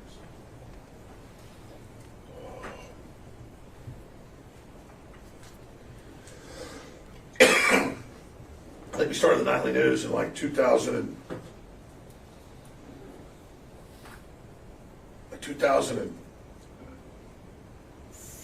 I don't have the exact dates. So we started the nightly news that David Knight and Leanne McAdoo and others would host sometime before the 2016 election. How did you pick who was going to be the first host for the nightly news? Well, I hosted it sometimes, and so did David Knight mainly. I'm sorry, I had a really bad deal here. Do you need some more water? Middle-aged man surrounded by poultry live. That is true. No, it's a torn larynx. It's got a lot worse. It's real bad this week, so that's what's going on. It's losing the voice like that. It'll get better in a minute. What were we saying? I was asking if Sorry, go ahead. if David Knight won a contest in order to be on the show. Yes, he did. Tell us about how that worked. We had a contest of news videos and reports to the best. And I don't think he won. I think Yeah, he's a train wreck, he man. It's entered the amazing. contest. But then we hired him. He came out with his family from North Carolina. He was an engineer and also had done a lot of writing for publications and things. And so he was just a natural for the show. Mr. Jones. Oh, thank you very much. I'm sorry. I just meant to have surgery on this. It's been like this for 10 years, but it's really bad now. So. Of course, it's really bad now. That's the exception to the food in the courtroom. There you go. You're nice to me. All right, go ahead. Alex, you obviously have a very busy work schedule for yourself. Do you tell the other hosts what to say or what to cover? We're starting to. Well, I mean, no, not in the past. Not really. Very rarely. Other than I try to pick people that already have done shows, that I've seen their work, that I think are trying to tell the truth, that are smart, and who are funny. I think we've done a pretty good job of that. But we're trying to put in more oversight and be more careful, obviously, about what we do. We've definitely learned a lesson from this process of not just things we did wrong. Remake boy band and add Brandy Love. That was amazing last night, wasn't it? But how people misrepresent what we've done. Is it fair to say that yourself and most of your hosts are self-taught? Yeah, InfoWars is still going. It's just not on YouTube or any of the big platforms. It's just doing its own thing. Through the radio business? Owen has a degree in media, but he'll tell you he didn't learn anything with that. It was all working at those radio stations from the bottom, up. He got on air at the top. And it was the same way. Owen had a similar deal that I did. I mean, I volunteered when I was at talk radio. I wasn't paid the first 6 months, and then I got into sales and things. But I was doing producing for sports shows. I even got hired by the Howard Stern show to do an interview with Dennis Hopper and some other folks at a big film festival at the Governor's Mansion. Really? So I did that. I mean, I've worked for Howard Stern on that job. So I was doing everything. And then that was unpaid to do that. Would you say that your organization Has to be a is much more different like time. A radio show, or more like a newspaper, like the Austin Statesman? No, we don't pretend to be. We're more like the op-ed page in a newspaper, giving our opinion. Well, this is his defense lawyer, isn't it? Shouldn't he? I don't know. I don't know how the law works. He's not like in an interrogation room with a cop. This is his lawyer, like, I guess they're trying to set, look how hard he works. He has so many hours of content. He was innocent. He would have no idea that he was putting purposeful misinformation. Fuck off. Yeah, and it's a civil matter, not criminal. Than, say, the investigative journal section of something. So, yes, we're like the op-ed, or we're like the funny papers as well. I mean, we've got really serious stuff we do, where we say, here's the documents, here's where they said it, this is what's going on. And then we also have the op-ed opinion stuff we do, which is what talk radio is. And then we also have satire and things like that, where it's completely obvious that I'm dressed up in like Cobra Commander, that I'm not actually Cobra Commander. People know that's a joke. Let's talk a little bit about where you get your funding. When's the last time you had a corporate sponsor for InfoWars? You mean a big one? Yeah.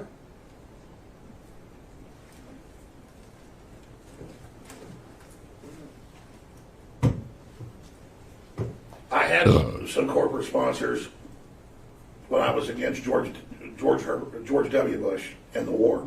We lost a lot because we were anti-war, but we still had some big ones. I mean, we had like car companies, clothing lines, everything. We were making a lot of money to expand the operation, going back to about Okay, Vanguard. 2005 up to when Obama got in. And then being anti-war was not allowed anymore. For whatever They reason, have I wasn't been sued. anti-Obama, I was anti-war. So I Not continued enough, with I being agree. anti-war. And we lost all our sponsors. We lost, that was about 80% of the money we were making with sponsors. We lost about $10 million. It was gross money to fund the operation right away when we didn't toe the line with all the wars. And so when you lost all that corporate sponsorship because of your position against the war, did you transition to a different business model? Yes, we'd already been selling some books and films, but we accelerated it. And I said, well, I'm not going to let them shut me down. I said this on air. I said, you want to shut us down? We're $10 million a year. I remember saying, I'm going to go to $70 million a year, and I'm going to put it into everything. We're going to advertise. We're going to explode. And so that was my promise, and I fulfilled it. And why is it important for you to be self-funded? That's what the system fears. It's actually come out. All right, let me unwrap all this bullshit for you. That's why it's the same thing that other people fill in the blank. I don't feel like naming names right now because they'll cry.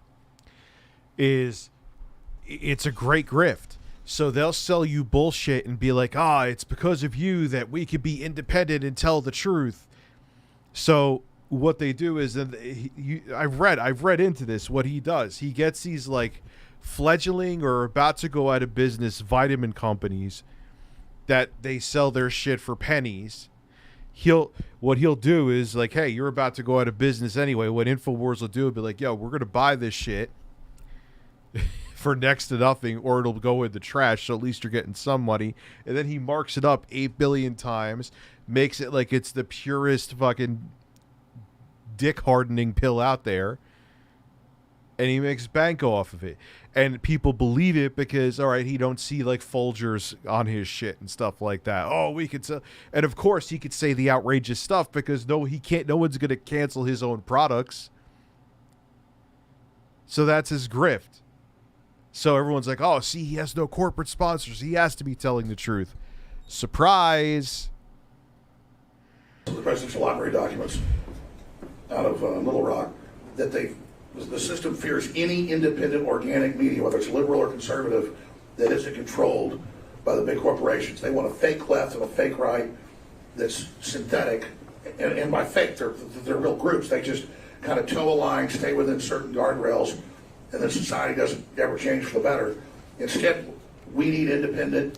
I read into that there's some reason that, like, when detectives interview people and lawyers, there's reasons why they ask the questions. It's not just they're just making small talk. Grassroots media that is self-funded, whether it be through donations or whether it be through product sales, so that we can have real diversity of ideas in this world we live in. What do you use the term synthetic as well as fake? What do you mean when you say synthetic?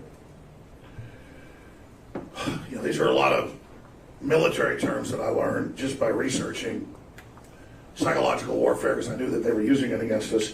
So I went and last 20 years got some of the the classified ones. But a synthetic event is real stuff happening, but they put in place people to help it happen and kind of provocateur to get it started. So if you have two pit bulls killing each other, that's a real event. But people that throw them in that pen together for that fight, they made it happen. They brought the dogs there. They raised the dogs. They trained them how to fight. They threw them in the pit. So there's two dogs really killing each other, but it's synthetic because people made it happen. So when I talk about staged, most of the time I mean they knew it was going to happen and they stood down and let it happen. And that was my view the first few years of Sandy Hook. Anybody can pull up the Washington Post, you name it, about FBI going out there, him threatening to ship a school, nothing being done. Same story, CIA, he was hacking stuff. So that's what You everybody said thought the was really parents suspicious were... up front was because those telltale signs that we've seen before. You said there was crisis actors there too. Fuck off. Fuck off. Those type of synthetic connections, which don't always mean it was staged, but yes, that's the type of things people look for. Breastfeed it, breastfeed it, breastfeed it, breastfeed it, breastfeed it. Synthetic is a way to describe. You were saying that there were people on the oh my god, crisis actors, lies. It really happened, but yo, let me. Alex Jones, Sandy Hook compilation. Now, of course, it's not going to show what I really want to see because of the trial, right?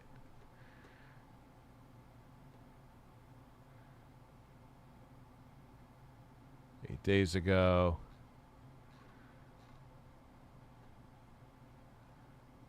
Let me see if I can find her real quick.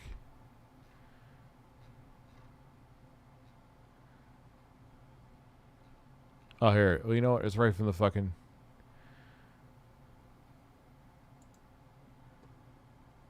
Why is there no sound? The fact that the whole thing was fake. I mean, even I couldn't believe it. In opening arguments of the trial to determine just how much InfoWars host Alex Jones has to pay parents of children murdered at the Sandy Hook Elementary School in 2012, lawyers played video of broadcasts they say show Jones repeatedly alleging that the deadliest school shooting was fabricated. One clip showed him mocking tears. Mr. Jones said that the school was fake. It wasn't an operating school. He said that the parents were liars, paid actors. Jones sat quietly in the Texas courtroom, occasionally nodding his head against statements being made by the family's attorney. Jones was accused of a massive campaign of lies. Rich got owned by the coterie. Like, come on, man, if you're going to raid me, at least, like, spell it right so people understand what the fuck you're saying.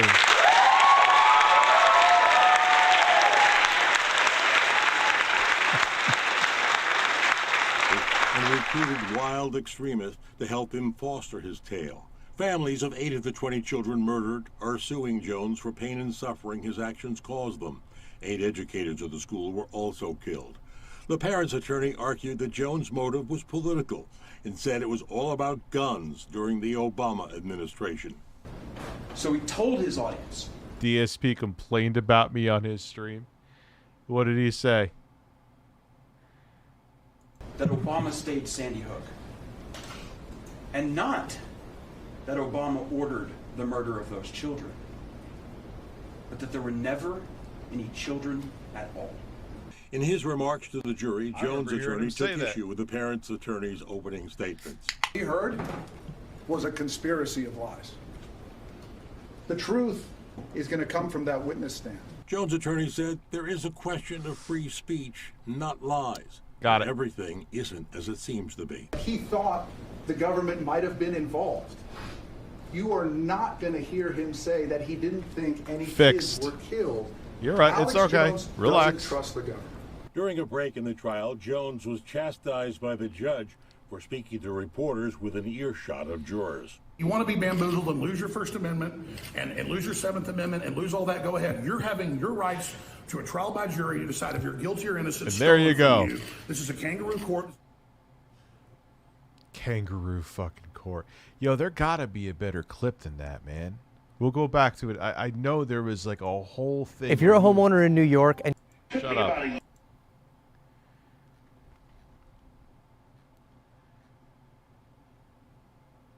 Let me see if I can find. Give me another minute.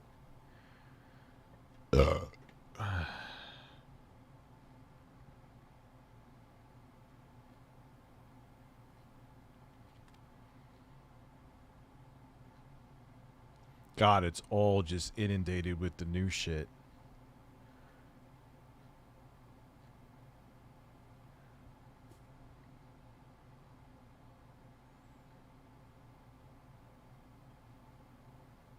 No. God damn it. I'll have to look for it next time. I thought I didn't even think of it. Fuck.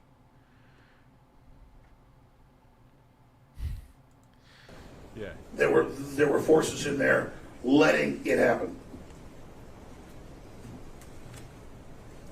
Just kind of like the idea of purposefully focusing people on a particular news story because you want them to vote a certain way or do a certain thing. A synthetic event. Well, the thing is, man, with stuff like that, you can't, like, first off, who cares? Oh no, look, I hit slow mode, it's done. Like, even if they were of us rated, who gives a shit? Like, that's the thing, you can't lose your shit over stuff like that. It genuinely doesn't bother me. Maybe it should, but it doesn't. When you hear objection, you have to stop. Objection. Sustain. Give us another example of how that would work. Well, take that clip earlier today they aired. At the beginning of the clip, I say I believe Scarlett Lewis is real. I believe her son died. I'm very, very sorry. And they cut that off the front. And then they cut me saying I was sorry off the end. And they brought a real clip. I'm sorry for beating up my birds. But it's synthetic to try to deceive you. And I hope you get to see the real clip. And then you'll figure out everything else that's been going on. Let's go back to InfoWars and its business model. Do you sell vitamins? Yes. Are your vitamins FDA certified? No, they're not. Why not? 1996 law, the FDA has no jurisdiction over any nutraceuticals, not the ones at Whole Foods, not the ones at GNC, and not ours. And ours are private labeled, top brands that are sold at Whole Foods and GNC. We have them made by the top lab recognized in the United States. All we do is put our label on it so we know it's triple tested, the highest quality, and that's why people love it, because it is the best. I heard someone laughing at the right speaker. Bro. Alright, hold on. I feel like I'm debating him. I'm going to debunk him right now. Gonna debunk him right now. Where InfoWars supplements come from.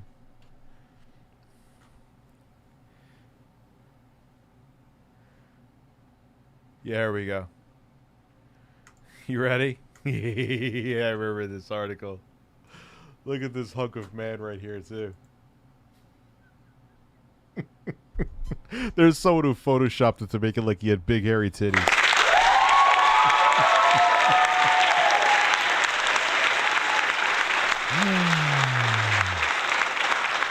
Alright, let me zoom in on this a little bit. It's a man right there. Alex Jones' wildly popular site of InfoWars supplements probably won't kill you, but extensive tests provided to BuzzFeed News have shown that they're a little more than overpriced and ineffective blends of vitamins and minerals that have been sold in stores for ages. The independent test results are a work of LabDoor, a San Francisco-based lab that tests and grades dietary supplements. LabDoor ran full tests on 6 popular InfoWars supplements to determine the exact makeup of each supplement and screen for various dangerous and illegal chemicals. It also investigated a few of the products that claimed incredible benefits for what seemed like could be just simple ingredients. We tested samples in triplicate and wherever possible cross-checked those results with at least 2 independent analytical laboratories so we can have complete trust in our conclusions. Brian Brandley, LabDoor's laboratory director, told BuzzFeed News. All the test results were largely the same. The products are, more or less, accurately advertised. They don't contain significantly more or less particular ingredient than listed on the bottles, and there are no surprise ingredients. They're also reasonably safe, meaning they passed heavy metal contaminant screenings and tested free of stimulants, depressants, and prohibited drugs. But just because the product's ingredients matched their labels doesn't mean they lived up to Jones's claims. Survival Shield X2, for example, is just plain iodine, the same stuff doctors used to pour on surfaces as a disinfectant. Shocker. When the company tested Anthroplex, which retails for $30, we'll just say, it found that there was so little zinc that if you were extremely zinc deficient, the value is not going to be significantly helpful. The report notes that you could actually get another zinc orotate supplement for around $5 with an impactful serving size, before concluding simply that this product is a waste of money. The claim that InfoWars supplements often contain less effective serving sizes than their less effective counterparts was a running theme in Labdoor's results. In almost every example, Labdoor's tests and reviews describe the product as little more than heavily overpriced supplements with few health benefits, if any. As Jones' popularity has risen, so his supplements business, which sources have told BuzzFeed News largely funds Jones's highly controversial InfoWars media empire. Home to incendiary conspiracy, a Pizzagate, say Sandy Hook massacre was fake. We sure should know about that. And that the murdered DNC staffer Seth Rich provided WikiLeaks with the DNC emails. In addition to acting like a kind of lifestyle brand complement to Jones's particular brand of conspiracy-minded, fear-fueled programming. He can sell 500 supplements in an hour, former employee told BuzzFeed News this spring. It's like a QVC for conspiracy. One estimate, which uses some of the back-of-the-envelope calculations based on the number of reviews and supplements on Jones's InfoLife store, suggests that with an average supplement price of $30, Jones could haul 15 million in sales over a 2-year period. That has greatly increased. A second, less conservative estimate from the magazine puts the figure even higher at nearly 25 million without including repeat customers, of which there are likely many. Jesus Christ. $70 for that. Yeah, and he's basically buying shit.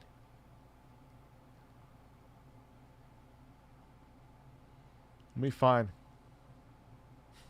lead-tainted sperm-killing products.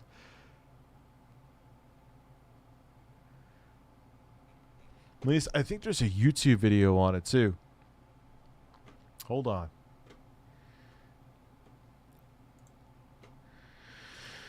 Let me see if I can find it real quick. Alex Jones supplements.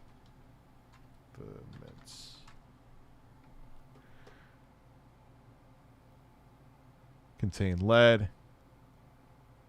Here we go. Here we go. Boom. We'll watch this real quick.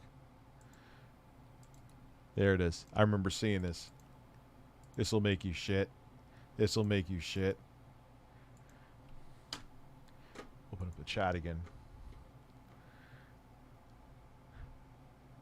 Ah, fuck the bots. Who cares? You'll never! For talk show host Alex Jones, the revolution starts not with a bang or a whimper, but with tangy tangerine. You know, tangy tangerine. Tangy tangerine. Many revolutionaries rob banks and things and kidnap people for funds. We promote in the free market the products we use that are about preparedness. That's how we fund this revolution against the New World Order. Like a burly carnival barker, he once boasted that Tangy Tangerine weight loss supplements allowed him to shed 37 pounds in just 2 months. It's just one of the products Jones has hawked in the past to fund his media empire InfoWars, and to bankroll his at times lavish lifestyle. Today, he sells a number of items, ranging from freeze dryers to so-called testosterone boosters for men in need of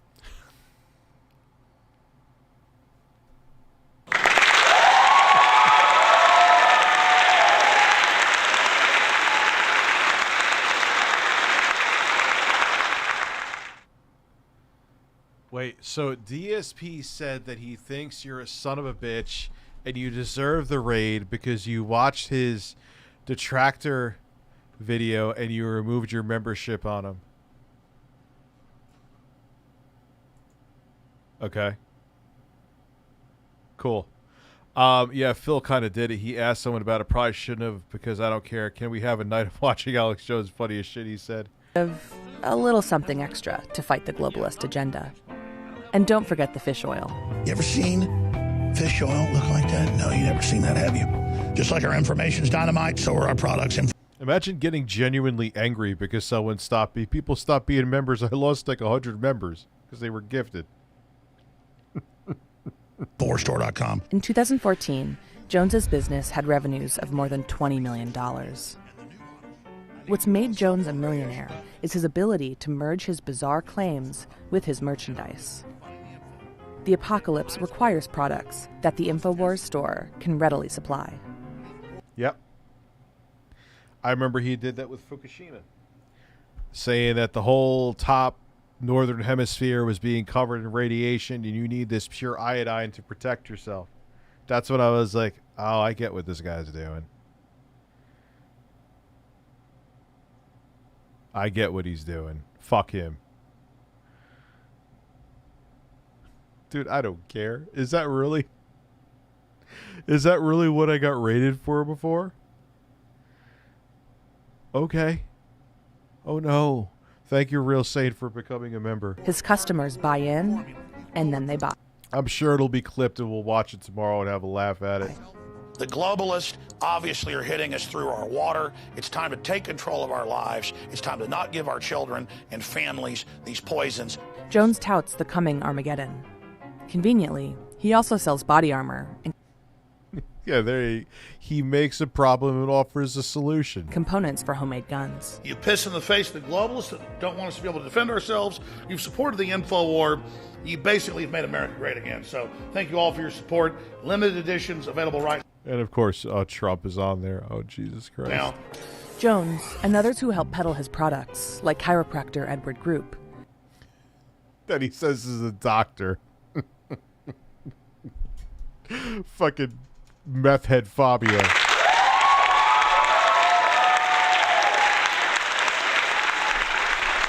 Look at this shit.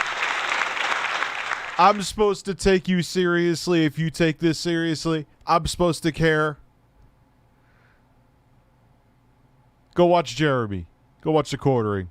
Accused the government of putting fluoride in drinking water, knowing it was a deadly poison. Dumbing the population down, you're easily controllable, and they can also make... They're cutting us off from higher consciousness. And thus, Jones... I mean, look at that guy, man. Even if he was an actual doctor, does he look like an ethical dude? He looks like if I took a shower, he would try to force butt fuck me.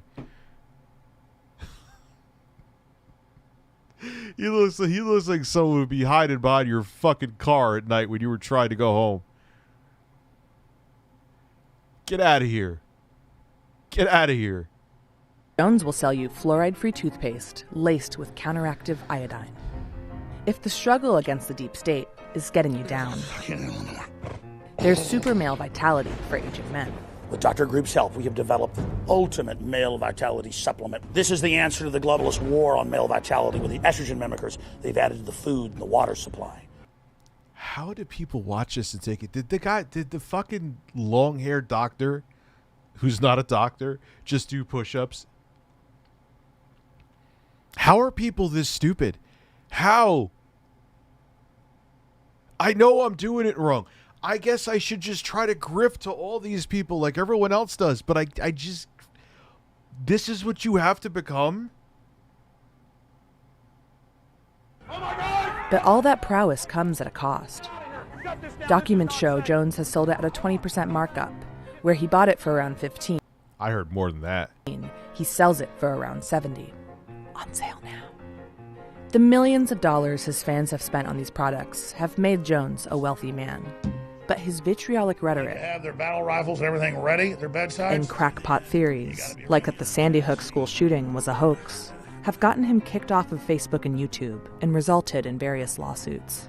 Most recently, Twitter has permanently banned Jones and InfoWars for violating their abusive behavior policy. Despite these setbacks, Jones continues to seethe against the machine, presumably not without the help of his survival shield formula. I'm saying. I've heard worse, actually. That ain't shit. All right. Best out there, and I'll give it to Whole Foods, and I'll give it to GNC and others. They've got the same stuff. There's all sorts of crap you can buy at a gas station out there. That's not what ours is. I mean, we buy our PQQ and CoQ10 from the Japanese. I mean, it's the best. Costs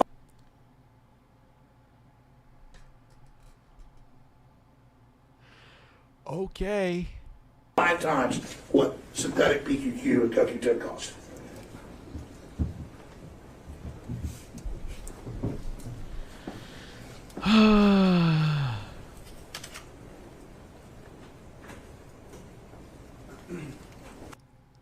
Yeah, he gets that Japanese S-tier cocaine.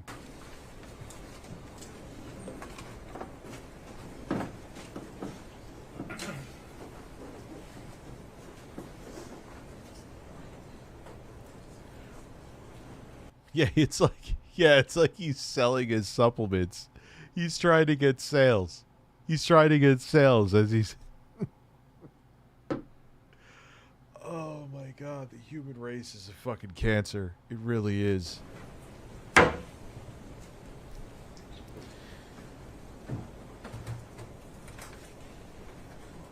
Ms. Karpova was asked about Plaintiff's Exhibit 35, which is in evidence. I'm going to put on the camera here. Can you see that? Yes, barely. You need reading glasses? No, I'm barely certain. You know the deal to get my shirt off, man. Well, let me walk it up to you, and you can tell us just generally what kind of document that is. You know what I'll do? A fire sale. For $50, I'll keep it off for an hour. One night only. Fire sale. Fuck birds.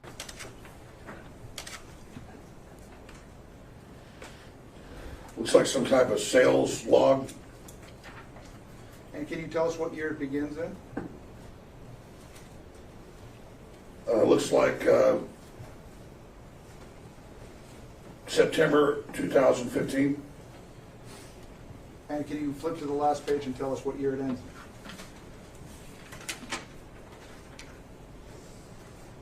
It ends in December 2018. God, look how many worry lines he has in his forehead. How is this the same dude? If you flip back to the front, can you see the headings? Yes. Can you see the column that... Oh no, you're watching Alex Jones. Hold my popcorn. You got popcorn? You all right? Like, bro, look at the, worry. He didn't have any, how does that happen? Yeah. Don't worry, it's not COVID. It's a torn larynx. Sorry, go ahead. Sorry. Off topic of that pandemic, so dude, it's so ridiculous. It's so bad. We'll watch more of that shit, man. Absolutely, it's so funny. Sorry, go ahead. There is a column that is labeled invoice. Yes. Would that represent gross sales? I believe so. And let's flip to the last page, and you can tell us what the gross sales number is. 165,230,000.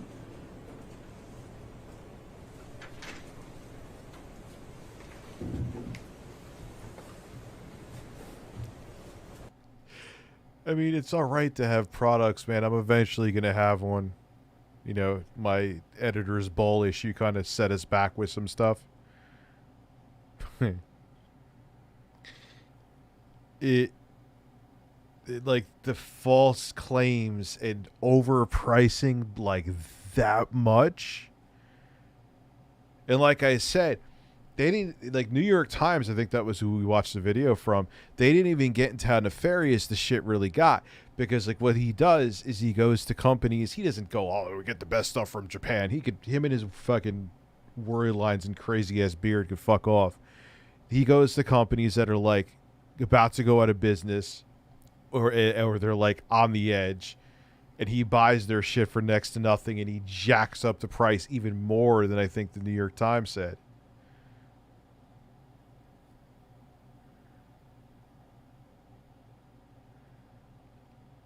So he's making huge profits on those students. He's trying to make it like it's the best of the best shit.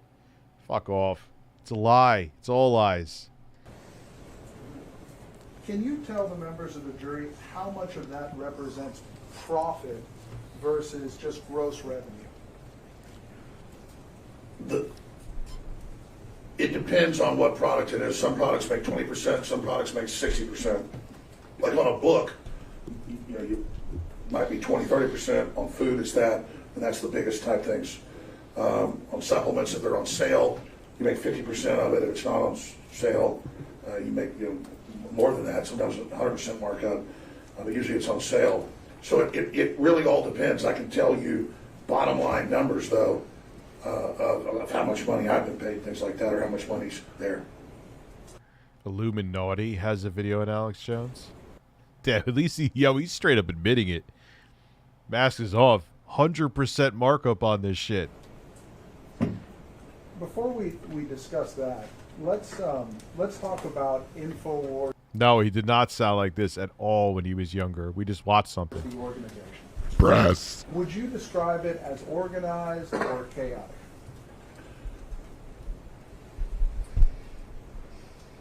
It's a mix of both, but it is the opposite of corporate. And there's no corporate culture, and there's no, people are very happy there overall. And it's very, very diverse. And people stay there a long time. And, but I would say I like Rich, but I don't like how he's attacking Alex.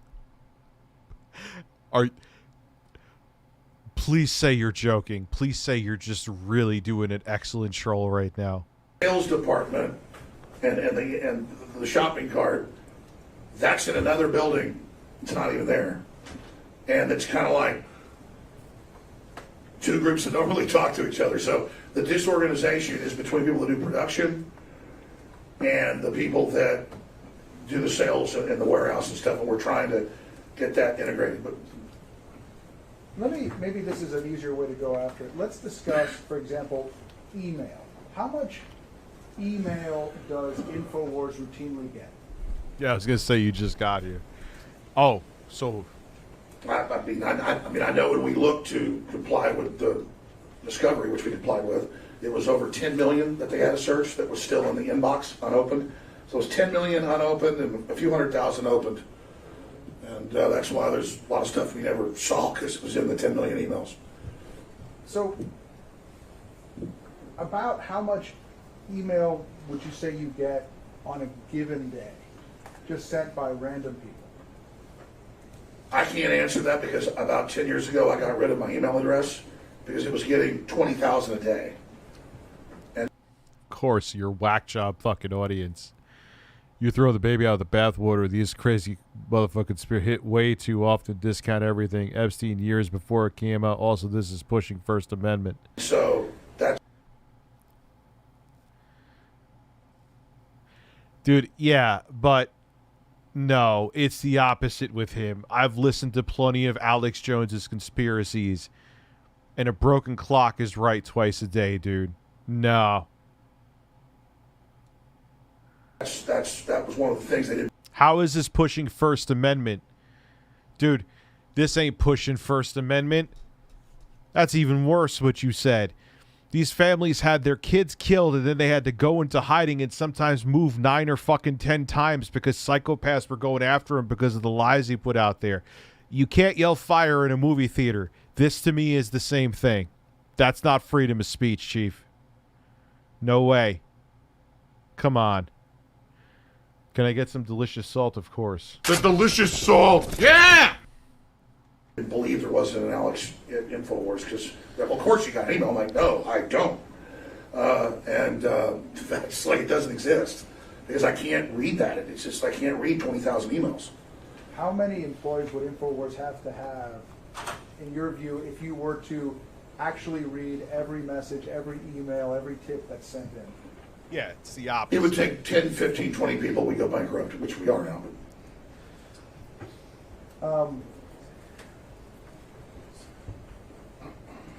Going Wonder where he socked the money. back to, I want to ask you a question. There's a term that's been thrown around during this trial of the truther community. Yeah, when your speech harms others, that's when it becomes a problem. Exactly. Or truth. And it's not even like he had he was literally flat out fucking lying about something. Flat out lying. People. Wonder if Alex Jones was Ralph the whole time. Jesus Christ. What does that? I have a couple questions I'm going to need to take up outside the presence of the jury. I don't know if you want to do that now or wait till it's time to do it. That really depends on you, Mr. Bankston, whether you think I need to hear them now or later. I'm worried they need to be heard consent for instance, so I'd like to. All right. We're gonna just sit tight for a second. He is like a fucking... A soap company is now called Crypto Cleanse Soap that comes with an NFT, of course. Because that's what no one is, not a soul is asking for. We're gonna take a break. I don't know if it will eat up the rest of the afternoon or not, so I'm not gonna release you in case it doesn't. I wanna not waste any time. And so I'll send someone back if you're gonna go or if you're gonna come back. Remember all of my instructions. On the chance that I don't see you before tomorrow, please arrive at 8:45 like normal for us to get started. All right, thank you. All rise.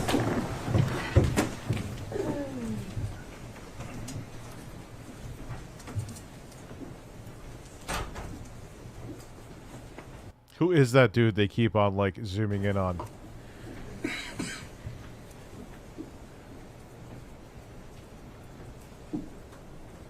Just shut the door behind you, please. Thanks. All right, Mr. Jones, you can go back down to council table. Everyone may be seated.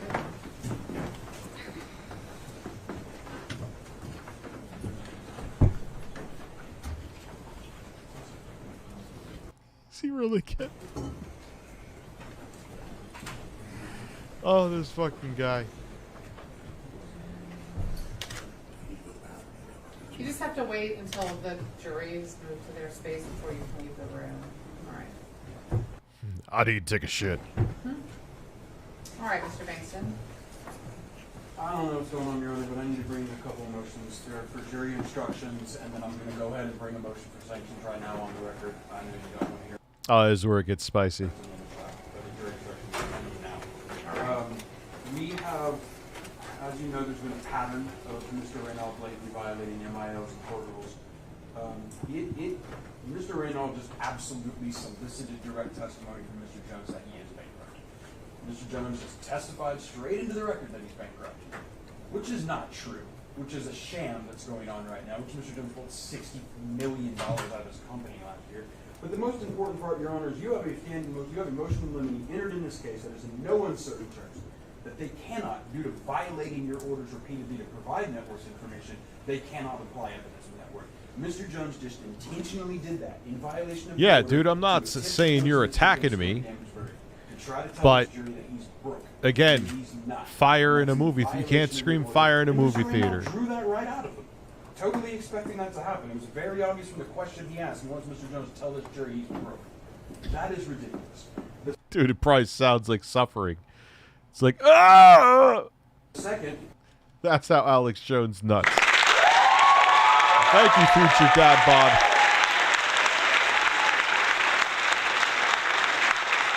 Alex now reminds me of Bill O'Reilly when he goes off YouTube.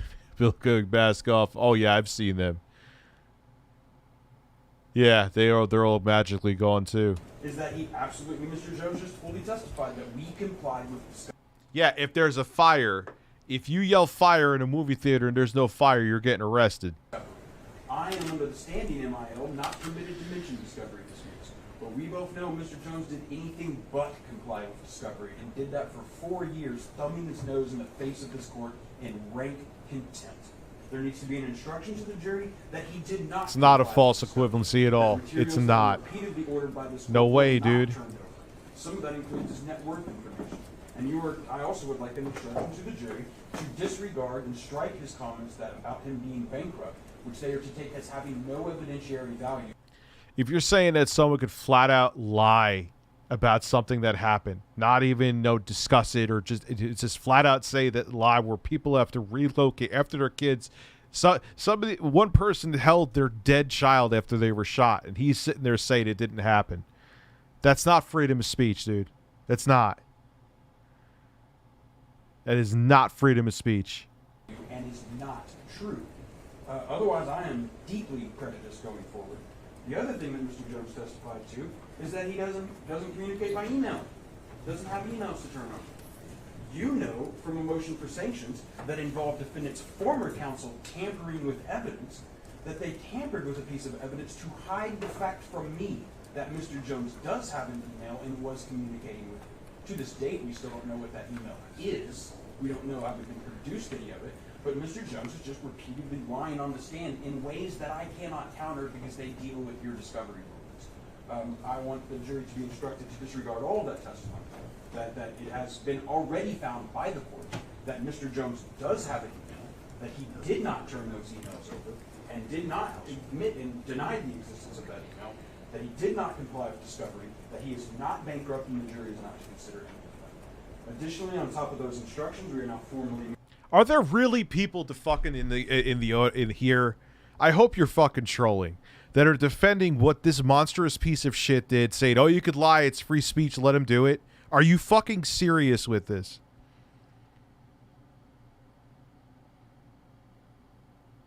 Are you fucking serious? You're idiots. You're absolutely fucking stupid. Jesus Christ. Let me see, God forbid, if your kid got shot and someone did like this asshole, put out a bunch of lies that had people literally threatening to kill you so you had to move 9 or 10 times. Let's see how if your thought process would change then. You fucking fools. Moving sanctions against both Mr. Jones and Mr. Reynolds, who we believe intentionally Unbelievable, man. testimony to sabotage this jury. And I would not normally make that accusation so openly against a fellow attorney had that attorney not continued. Yeah, exactly, Space Dandy. On every single day, including before putting Mr. Jones on, clearly attempting to solicit. Yeah, free speech doesn't mean you don't have consequences. From a witness, an attorney. Shen Long Strong, thank you for becoming a member. Of course, they're probably trying to bait me. I get it.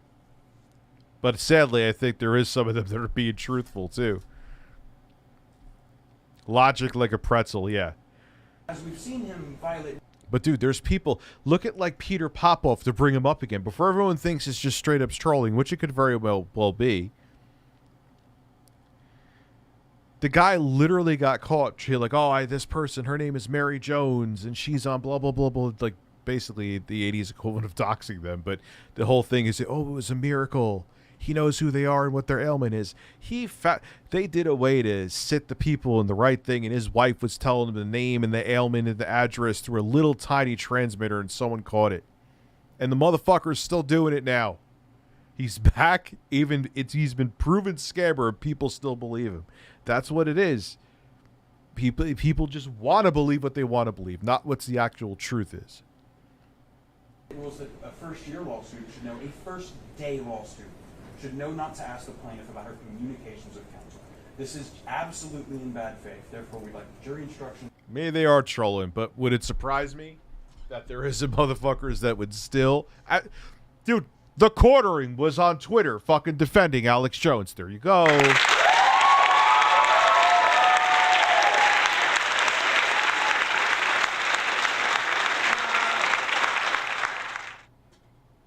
There you go. And we're filing a motion for sanctions. Really a matter. Would you like to respond, Mr. Raymond? If Your Honor thinks it necessary, I will. I think that Your Honor can review the transcript of my questions. I don't think my questions elicited that testimony. I'm sorry that came out. I don't think that there was anything I could have done in my questioning that would have prevented it from happening. I know that Your Honor has contemporaneous transcript and can look it over. So I would urge you to do so. because I'm sorry it happened. I tried to move on very, very quickly. I think Your Honor. Yeah, having rights doesn't mean it exonerates you from responsibility. Saw me raise my hand, but I can only ask the questions. Let me ask Mr. Jones a couple of questions while you're under oath. Yes. What did No. Why? your attorney Hopefully someone's downloading it. tell you about your testimony today? I want to be very careful. Were you instructed that there were some things you could not testify about? Yes. And do you remember what they were? Yes. And what were they? Just top level. I'm trying to remember that. First, there was a document you put out saying, "Don't talk about free speech. Don't say I'm innocent," and a bunch of other stuff. And then that got withdrawn. I believe you withdrew it. I think called motion in limine. Okay. Because, dude, you know what it is too. People look at whoever they're affiliated with as their team, and they just want to win. They don't care about who gets hurt, the damages people cause when people lie. They just want to win. They just want to die on the hill of being right. It's pathetic. So you don't remember? No. I remember currently. Stop. Remember day one where I said it's an unfair world and you don't get to interrupt the judge? Do you remember that? Sure. Yeah, okay. But the judge gets to interrupt you? Yeah. Remember that? Yeah. Okay, so you don't really remember what you were not supposed to testify about. That's what I'm hearing. Because you said, yes, I remember. No, I don't remember. Well, I'm trying to remember. Okay, I don't want you to try and remember. No, I don't want you to try and remember. You either knew or you don't. Well, I don't know if that's... Well, it's disturbing the peace, which I'm sure is... I don't know the law in Indiana, and I'm not a lawyer, but that would be considered disturbing the peace. I remember him saying, don't talk about the financial stuff or something like that, like a week ago when I asked him. And then I remember today watching part of Heslin's testimony when I was coming here and him talking about the bankruptcy. So I thought that was totally fine. I mean, he gets to. Why not just do what he gets to do? Mr. Jones, Yeah. stop making... Just stop. Okay. All right. You can sit down, Mr. Jones. Do you have any reply, Mr. Bankson?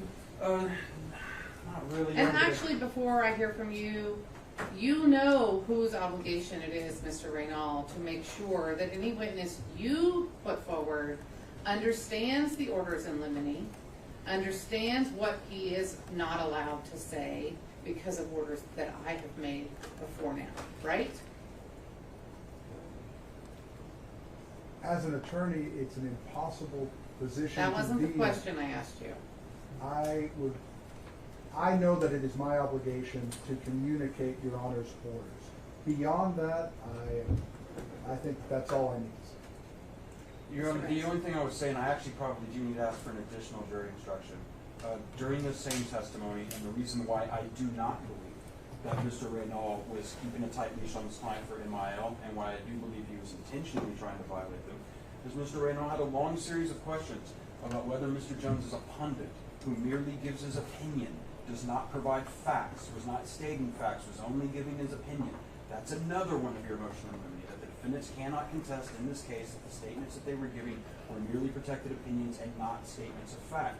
That all came out intentionally from Mr. Reynal, and you know, too, through the rest of this testimony. And you watch your show. You watch like 10 minutes of your show, you know it's full of shit. He's making it like I have this irrefutable evidence that this thing that they are talking about, this school shooting, it was fake. Like, he's not just giving, oh, what do you think? He's not Phil DeFranco. Give me a fucking break. I gotta piss again.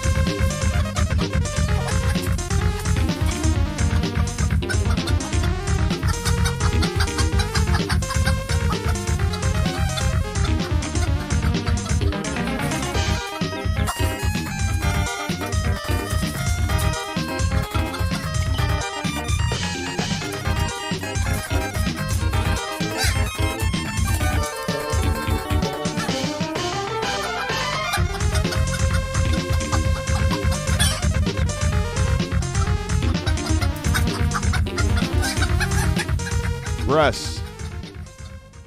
That he's been intentionally trying to drive out the liability sections of your NIL. As we said yesterday, we think he's intentionally trying for a mistrial.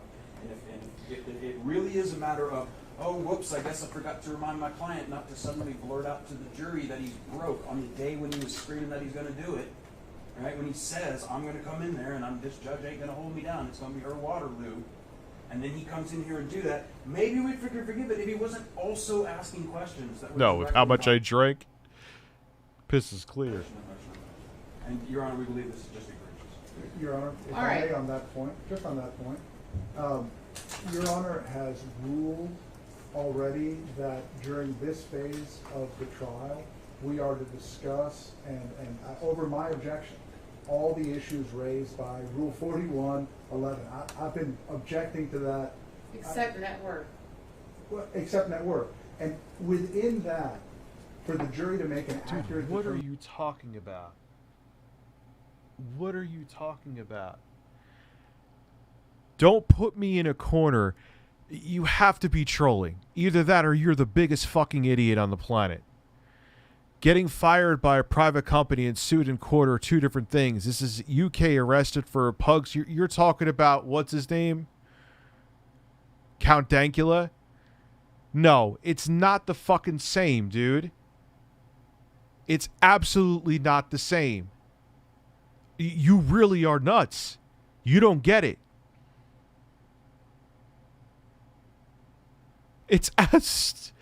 I can't believe you're even comparing the two. Has to be baiting. Hey, thank you for the money. Holy shit. You need to talk about intent. You need to talk about degree of malice. You need to talk about... If he ain't trolling, man, he's drinking some serious Kool-Aid. Imagine your kid gets shot and killed. You got to move 10 times because they're getting stalked. 9 to 10 times. It has to be. But why would you even... Like, you can't refund those. If you want to see Rich shirtless, give me a hell yeah. Try to relax your anus.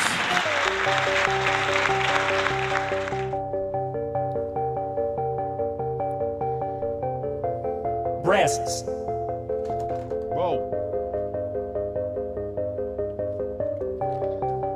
Well, that means I'm on till 12:30. Thank you, BMC. How extreme the behavior was or wasn't. Yeah, count a joke.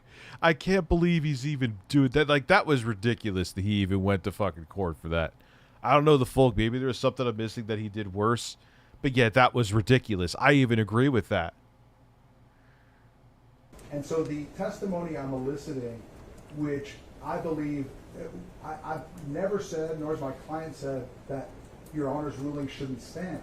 But in order for the jury Well, we'll at least get through this part tonight. to be able to make a decision, they need to know the entire context and they need to understand the mental state of the participants. Because if not, they can't render a ruling on punitive The damages. problem is, and you know this, and we've already had this conversation multiple times in this trial, in addition to it before this trial, the time for that was during discovery, when Mr. Jones chose not to fully participate.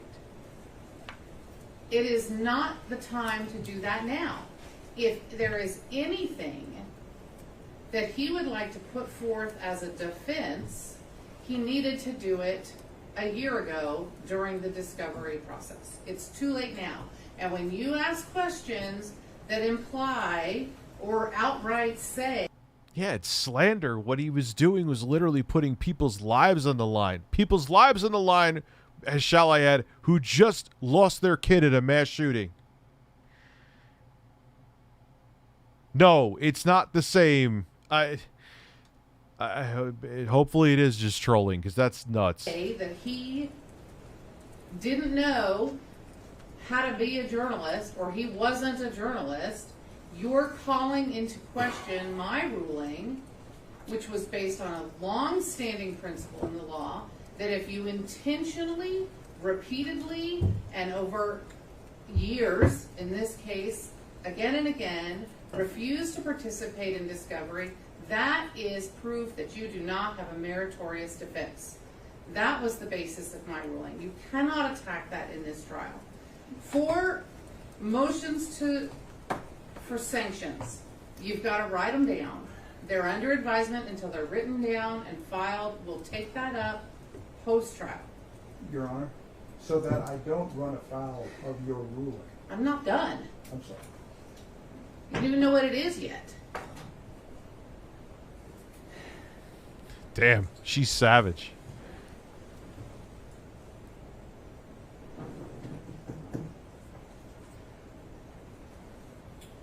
For the motions seeking sanctions against Mr. Jones and Mr. Reynal, you have to write those down. They have to be filed with the court. I'll take them up post-trial. That may mean during deliberations. That may mean later in August. I don't know. Assume it'll be as soon as I have time. So Who are you talking file a about, response Robert? if you want to.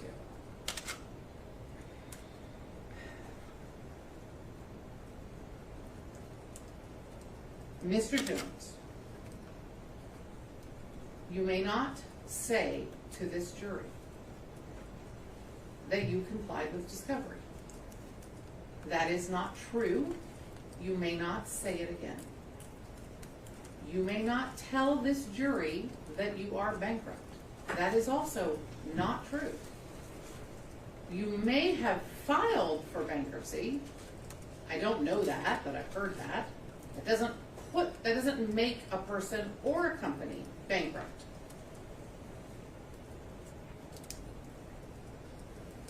You're already under oath to tell the truth. You've already violated that oath twice today in just those two Jesus examples. Christ. It seems absurd to instruct you again that you must tell the truth while you testify, yet here I am. You must tell the truth while you testify. This is not your show.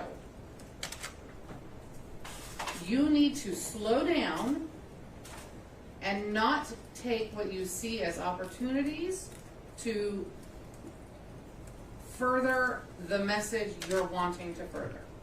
And instead, only So true, because that's what he did. answer the specific and exact question you have been asked.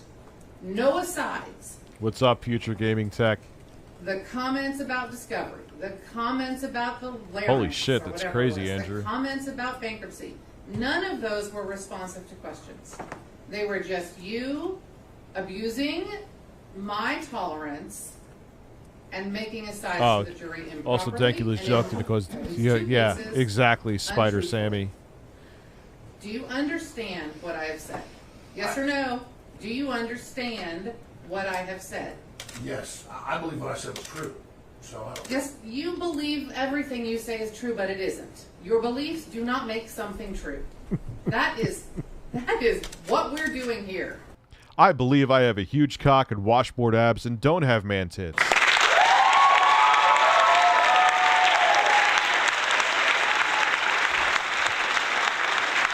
Wish that judge would talk that, like, Just because you claim to think something is true does not make it true. It does not protect you. It is not allowed. You are under oath. That means Yeah, things she's must awesome. actually be true when you say them. Don't talk. You understand what I have said. I do understand. You understand the instructions I have given you for your testimony in court. Yes. I'm not going to bring the jury back today. My staff is listening. They can let the jury go home. We'll start back up tomorrow. When you come back to testify tomorrow, one more time, no asides. Do you understand what I mean when I say no asides? Yes. Answer only the question asked of you. Do you understand what I mean when I say only answer the question asked of you? yeah, there's a lot of fucking whack jobs. I agree, John. Damn, you've been a member for almost a year, John. Thank you. Return tomorrow morning Yes. to complete your testimony. And you understand that that means you must only testify about things that are true. to the best of my knowledge. To the best of my fucking knowledge. If you don't know something, you don't say it. If you're asked about your opinion, you can give your opinion. But if you're asked to relate something that's truthful and a fact, it must be truthful and a fact. Not an assumption, not a guess, not an opinion. Do you understand? Yes. All right, you can sit down. I can't stand him. Anything else? Yes, sir. Just so that I can make sure that I don't run afoul of Your Honor's motion in limine or earlier rulings. Just to be clear, we call them motions. I don't issue motions. I issue orders. These are orders in limine and have been ordered since before this trial started. Is Your Honor ordering me not to explore the nature of the wrong? He's hoping that saying it will soften the blow of how much he'll have to pay, is what was going on. That is very broad. The character of the conduct involved. You may not elicit testimony designed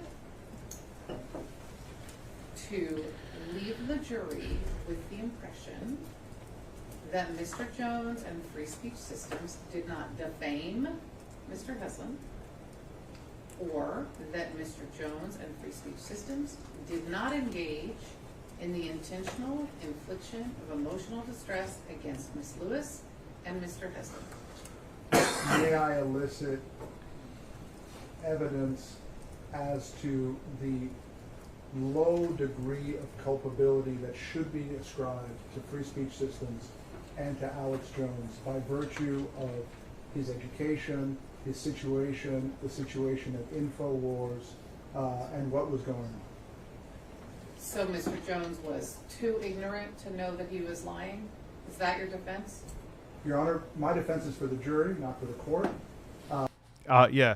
The defendant is a fucking retard.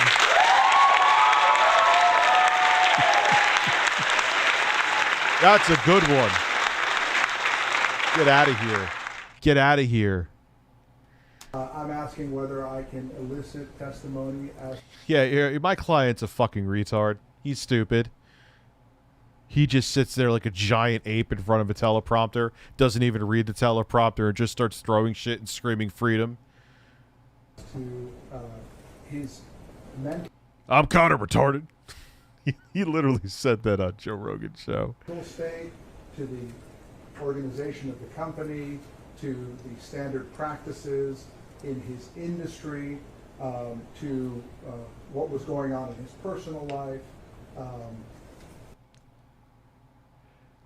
What the fuck does he has a job? He put out lies that literally put people's lives on the line. Like flat out.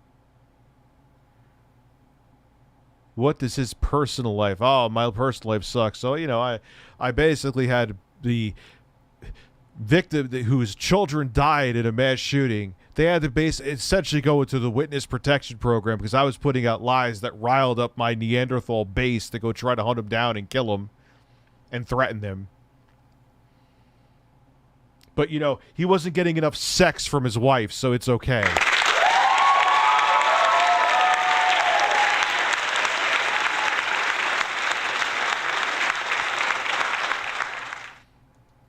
All to illustrate the low degree of culpability that should be attributed to his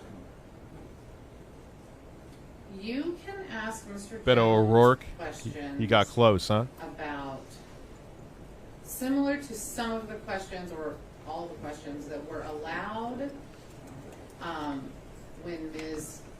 Karpova was on stand that kind of touch on these same areas that were allowed. I think those are fair game.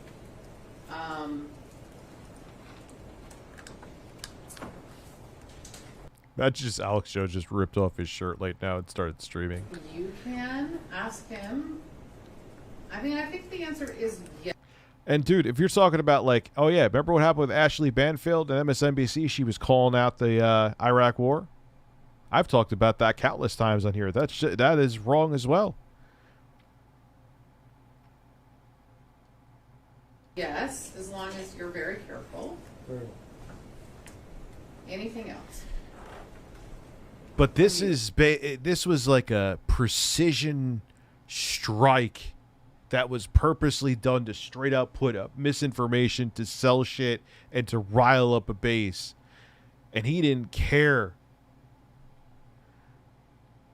about the parents' lives he destroyed. Mr. Reynolds? No. Anything else from you, Mr. The only thing is I wanted to confirm with you that we'll be, tomorrow morning we'll be taking up whether there will be instructions, and should I propose instructions to the court? Yes, please propose the exact instruction you would like me to give. I think it would be appropriate to give those instructions, if any. Damn, I guess we're going to be doing some of part 2, huh? Takes the stand. Yeah. 1 second, please. I think we need something. We need some instruction. So you can do it the way you did the proposed charge instructions. You can both send my office an email if you would like to. Yes. All night, I don't know about Mr. Jones that. would like to say something that's directly relevant to what we've been discussing. I am not. Very briefly, Your Honor. I think it's important for my candor towards the court that you Okay. hear what he has to say. I am not typically in the practice of hearing from parties No, Texas seems like a shit show, John. except when they are on the stand. And I don't see a reason to change that practice any more than I already have. This is simply in line with Your Honor's question as to what he was instructed in terms of what he should testify about. It doesn't matter at this stage. I expect that you will go over the instructions as you are required to do under the rules, and I'm going to leave it there. Anything else? Nothing else, Your Honor. From either of you attorneys? Okay. Well, let's do a time check. We're certainly going longer than I think we had all sort of hoped. Mr. Have a good night. Reynal, you've used 10 hours and 33 minutes. And today it's very inflated because all the breaks I just attributed to extra, so it looks like we. Should we just go to part 2? We Like, have worked, but it's more than 5.5 hours for today. So yeah, the sort of we're gonna extra go to part categories- 2. This is blah blah blah blah blah blah. Is this part 2? Yes.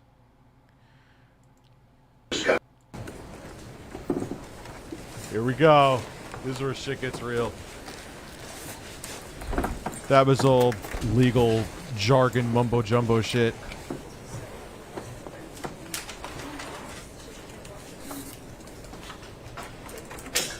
Have a good night, future dad bod.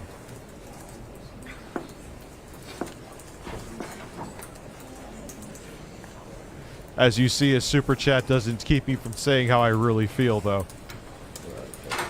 Whether you find that to be a negative or a positive, I'll leave that up to you.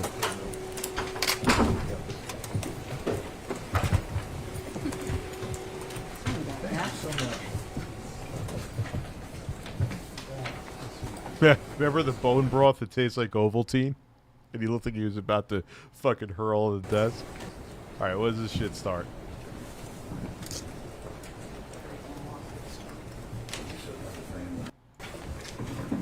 Here we go. Alright.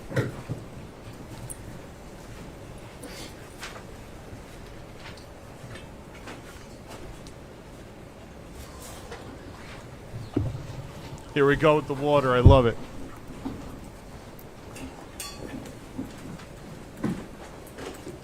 I'd like to start today by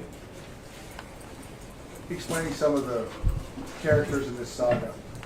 Who are, what are truthers or the truth movement? The truth movement started after the JFK assassination, where early on a large portion of the public didn't believe the official story. There were a lot of different conflicting accounts. And then it officially got its name in the media and culture after 9/11, when a lot of people, including a lot of officers in the military and people, didn't buy all of the official story we were told, and it became a pejorative or an insult by the corporate media to call people that questioned big events truthers. This is your life now. People kind of adopted that term and said, okay, it's the truth movement. And so his confidence has been lost. Things like the Gulf of Tonkin in '64, saying it was staged, attacks on our That was staged. That is true. ships to start the Vietnam War, LBJ. That's as that happened, people lost more and more. You know who else they fucked over? Because all the corporate news network wanted to be rah-rah about the Iraq War in the early 2000s. Donahue. Confidence until now you've got a spectrum where you've got people over here that would call themselves truthers that don't think anything's real. And they just think everything's fake. And I think they're crazy. And then you've got people that still question. Oh, you were in that camp. Bullshit. I saw it with my own eyes again. Right on your own fucking channel, dude. Shut up. Who I would say I'm more of in the middle, and I've gone too far the other direction as well. And I realized that years ago. And then you've got other people who are just as crazy as the far end of the truthers, who think everything they're told is true and don't question anything. In fact, in a way, that's probably even crazier than thinking everything's fake. And so that's pretty much the best description of what truthers are. Are you familiar with a man named Steve Pachenik? Yes, I am. How long have you known him? I've known him 21 years. And who do you understand him to be? He ran psychological operations for the State Department, the CIA. He ran the Camp David Accords successfully. It was what he's first really known for. He ran regime change in countries. He created the Tom Clancy, Jack Ryan character and wrote those books. So Jack Ryan's kind of hit who he is and his mind. And he gave us a lot of information over the years. It turned out to be dead on and became a big source of information. He also got us a lot of connections in Army Special Operations. Yeah, I remember that was like what really got me off the fucking train with him. Ladies and gentlemen, he was like showing the FEMA camps. I'm like, dude, what the fuck are you talking? He's like, they're getting the trains ready to bring all of us there, blah blah blah blah blah. Yeah, they were literally pictures that they took from satellite that were from North Korea, and he was trying to say those were the FEMA camps in the States that we were all going to. This is back, I believe, in 2010. That gave us a lot of intelligence that was really good, like the intel when I said Russia will invade in late February and October of last year. I got that from Army Special Operations. And so he's just been an incredible source that was never wrong until he was the one that really pushed me over the edge, saying, no, it is staged. And and I really just believed him, and I think he was wrong. How about Dr. James Fetzer? I knew Fetzer. I'd interviewed Fetzer before Sandy Hook on his questions of 9/11. He'd written some books on that, seemed very cogent and intelligent. And I really didn't go off a lot off his Sandy Hook stuff because I didn't read his book on Sandy Hook. He has the roundest head. I can't get over how round his fucking head is. His book, Nobody Died at Sandy Hook, which I don't believe. And we kind of had a falling out because as he got a little more wild after 9/11, he was thinking that they used space-based weapons to disintegrate the towers. I thought that was a little too much. So that was kind of where he was. So I didn't go that much off him on Sandy Hook. And he was never on the show, was he? Not on, he was on about other things, but not that I remember. Do a lot of shows, but not that I remember about Sandy Hook. How about Dr. James Tracy? He seemed credible. Was a university professor. Seemed very well spoken. It might be a little too much. I believe he was interviewed by some of the other shows on InfoWars. I don't remember interviewing him, but I do remember seeing some of his reports, reading some of his articles and interviews. And last, a gentleman we've heard a lot about, Wolfgang Halbig. Yes, I did interview Wolfgang Halbig, and he seemed credible when I was first reading what he was saying. Do you now realize that that was a big mistake? It was, and that was part of the reason I started to think Sandy Hook probably happened by 2015, 16 or so. I probably started to think it, oh my God, this fucking guy. When at first I thought that children probably actually died, but there might be some involvement by some nefarious groups. It's hard to believe that Adam Lanza would do all that. It just seems so incredible. you're kind of in first stages of grief. Even watching something is denial. And then, so full of shit. Over time, I kind of bought into what Halbig was saying and what the Chinnick was saying. And then his head is shaped like a big toe. That's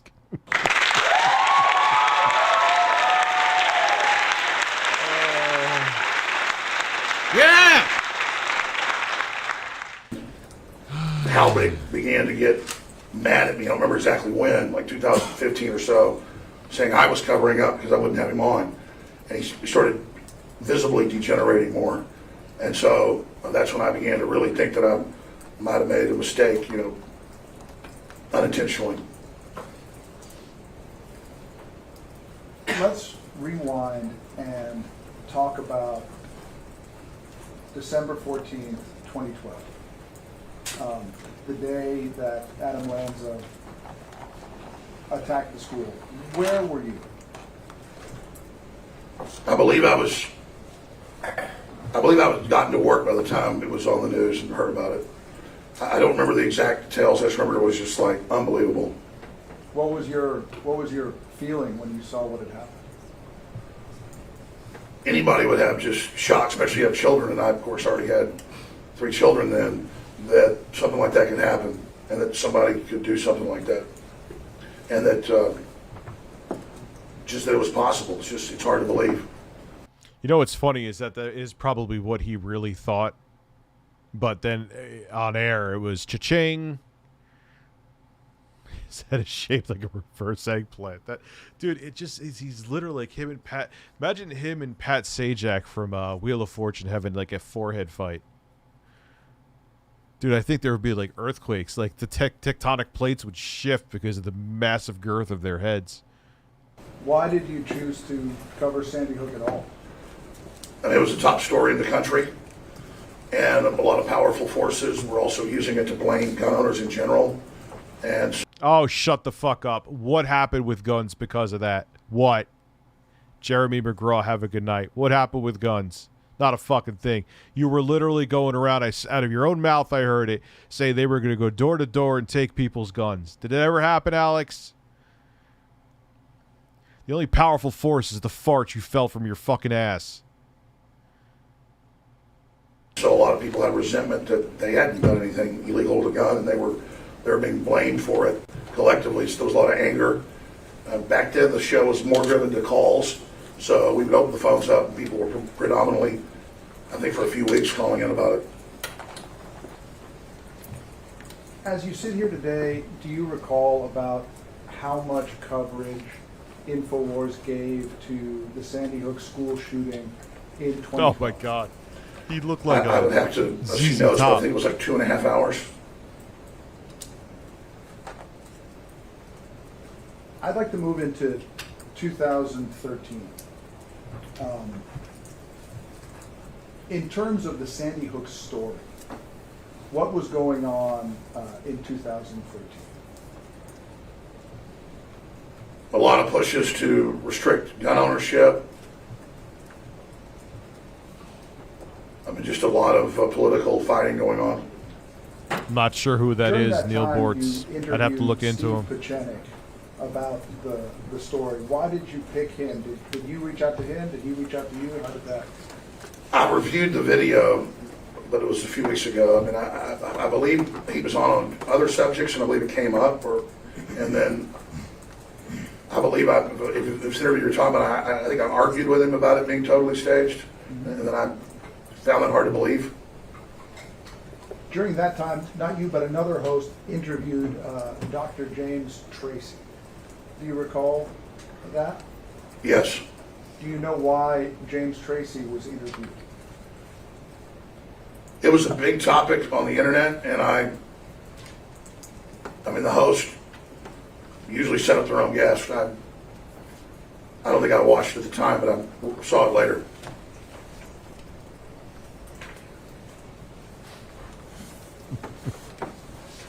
At the time, were you or anyone else at InfoWars taking a... His mannerisms are so bizarre. Like, what was that grimace of pain? Strong position that no one had died at the school. No, we were having, when we did cover it, out of the thousands of hours, it was a discussion of what happened there, and I knew that there had been other false flag events before where they actually killed people. So his lawyer has a mullet? So I didn't see a mullet. I would have picked up on a mullet right away. I still, in general, thought that was what was happening. And one recent interview, Pachenik is, he was a psychiatrist. You look this up, there's like London Guardian articles about it, who was involved in some stuff in Europe, knew about Operation Gladio, and had been involved. What's Operation Gladio? That's a classified NATO stay-behind network. That's where I get shirtless with other men and we pretend to be gladiators and fight in a coliseum. I'm usually lathered up in olive oil.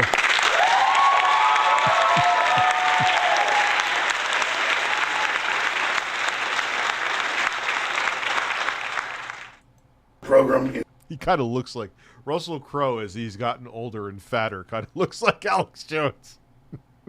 In Europe, Eastern Europe, Western Does Europe, he Southern not? Europe. Does he not? To stage terror attacks and blame it on the Russians during the Cold War, Operation Gladio. And Bro, Pachenik I had been can't. involved in operations dealing with the response to the kidnapping of the Italian Prime Minister. Yes, things Rich, like thank that, you, Abby. And the Red Brigade. And so I knew that he was on record. No, you could go listen to him younger. Apparently, he says he tore his larynx from screaming. That's one thing I actually believe from him, because he screams like a Neanderthal all the time. He sounded totally, we heard him before. He looked totally different. Expert on false flags. Let's move in Are you not entertained? to 2014. The He ate a cave frog.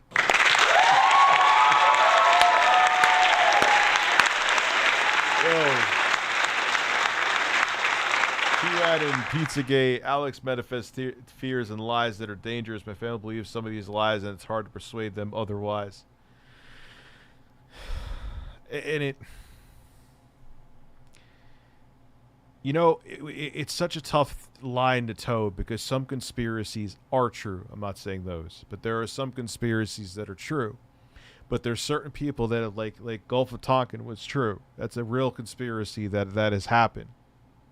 There's some people that their brain is just binary, so that means that every fucking thing, because there's a handful of conspiracies that are true. I'm not saying conspiracy theories don't happen or conspiracies don't happen. But people's brains are binary, so they just either believe everything is a fucking conspiracy or they believe everything that mainstream media tells them. Both are not the way to be.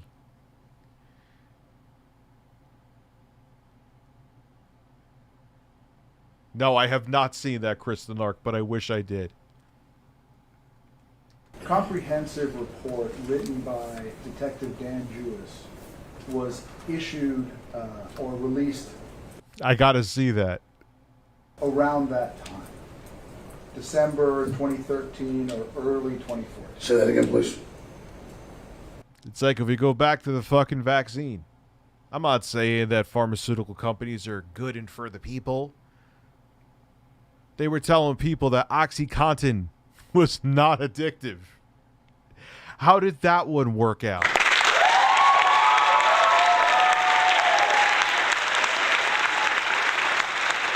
Come on, man.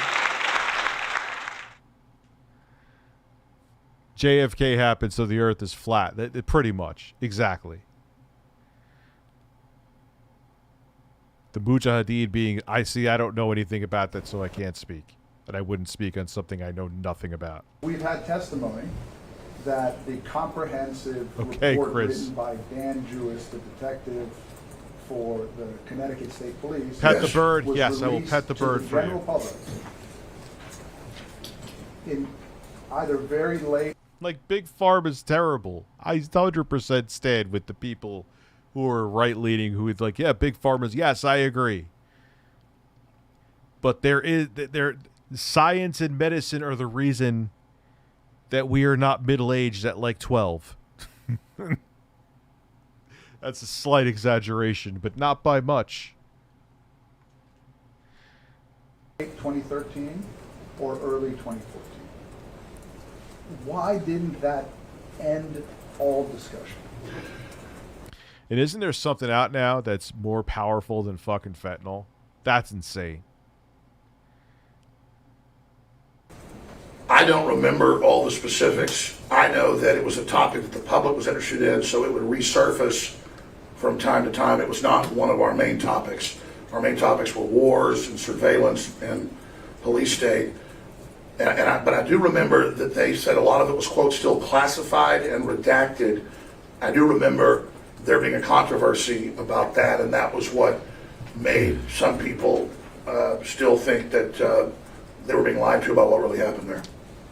Let me ask you, before we move on into 2014, if you recall, approximately how much time did InfoWars devote to the Sandy Hook story in 2013? I actually went over and have some notes. If I'm able to look at those, I could give you. Would those refresh your recollection? They would. So I don't want to say the wrong numbers.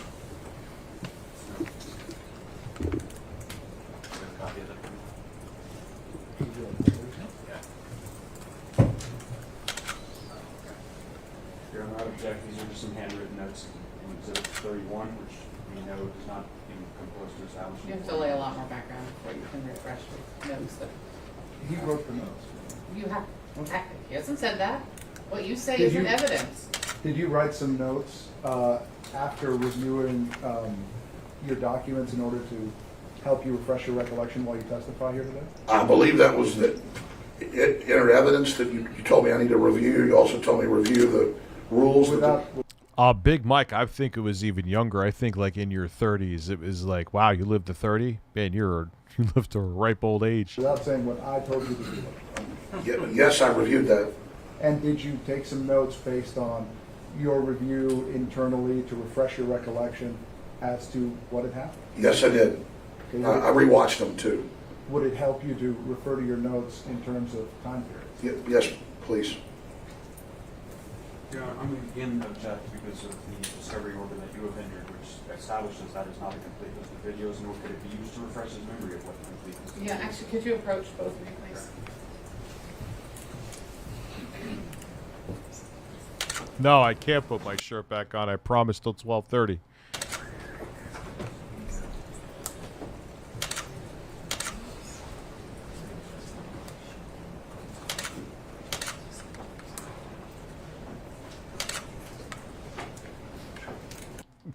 I wish I was home right now eating a steak and masturbating.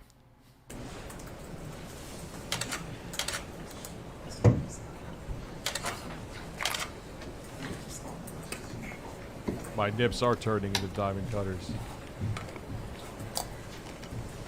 Based solely on your memory, without reference to any documents that you've reviewed, about how much coverage do you believe InfoWars gave to Sandy Hook in the year 2013? I believe it was 4 or 5 hours, less than 1/10 of 1%. So let's talk about 2014. You started, Wolfgang Halbig came on the show for the first time. I believe so. And can you tell us what led you to have Justin Wolfgang Bieber Halbig on in 2014? He was on a lot of shows, and he had a group of bullet points, and my producer set him up on the show, so I had him on. At the time, what, if anything else, was going on in your life? My family was falling apart. What does that matter? What the fuck does that have to do with anything? I was in a divorce. Sustained.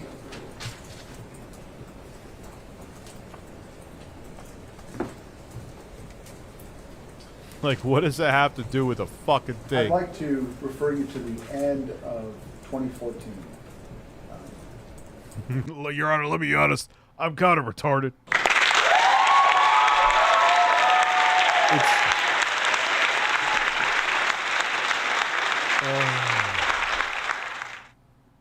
We've had a video received in evidence.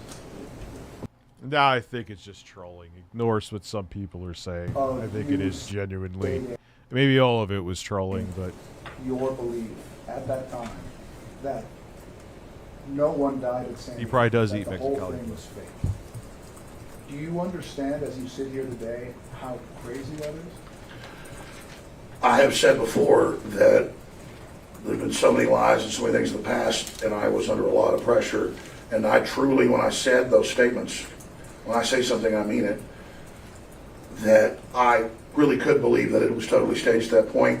And I was basing that off of really Steve Buchenik, who has been a very prestigious person.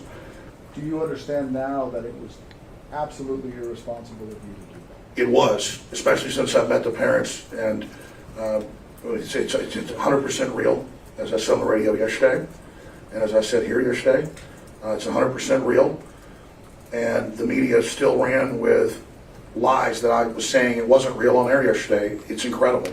They won't let me take it back. They just want to keep me in the position of being the Sandy Hook man. My son got confronted yesterday. what does this have to do with anything? He's going off on. Projection, speculation as to what the media wants. Mr. Jones is just being on the show. Sustained. You're very welcome, Simon Peter. I'm going to just remind you, just answer the question that Yes, the ma'am. attorney asked you. Thank you. In 2014, based solely off your recollection, without having looked at any documents, can you tell us? What are you all pissed off at? What do you? Because they all go into that victim fucking thing. It's the same fucking playbook. You, over and over and over and over again, push this lie. Over and over and over and over and over again.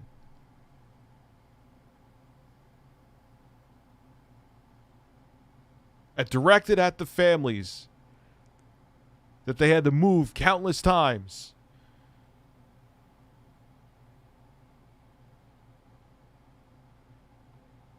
I want any fucking news pundit who pushes lies like this, yeah, I want their feet to be held to the fire just like him. Let's start with him and let's keep going. About how much time was devoted by InfoWars to covering Sandy Hook? I believe it's 5-6 hours. In the whole year? Yes. Didn't he like make fun of the parents crying too? Like, it's odd. And look, media lies, I get it, and they push narratives, I get it, but that's just like some next level evil shit. Mocking them. Come on, man. Come on. Yes.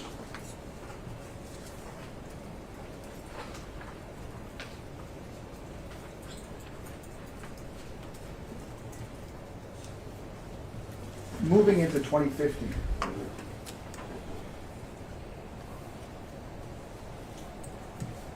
At the end, or at the middle of 2015, in July 2015,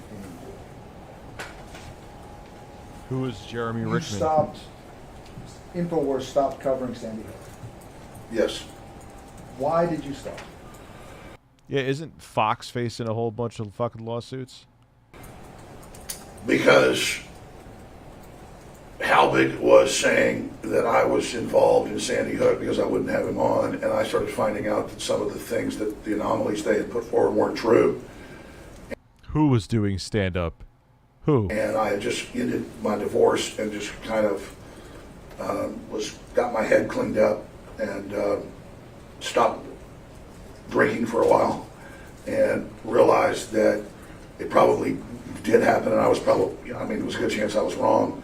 So I started basically trying to walk it back long before I got sued because I wasn't sure that I was right anymore. Not everything's a false flag. Not everything is staged.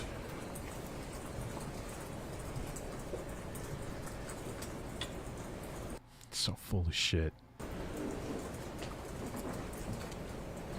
I have a feeling a lawyer of his whispered in his ear. It was like, yo, you don't start backing down from this, you're going to be in a world of financial hurt way before you got sued.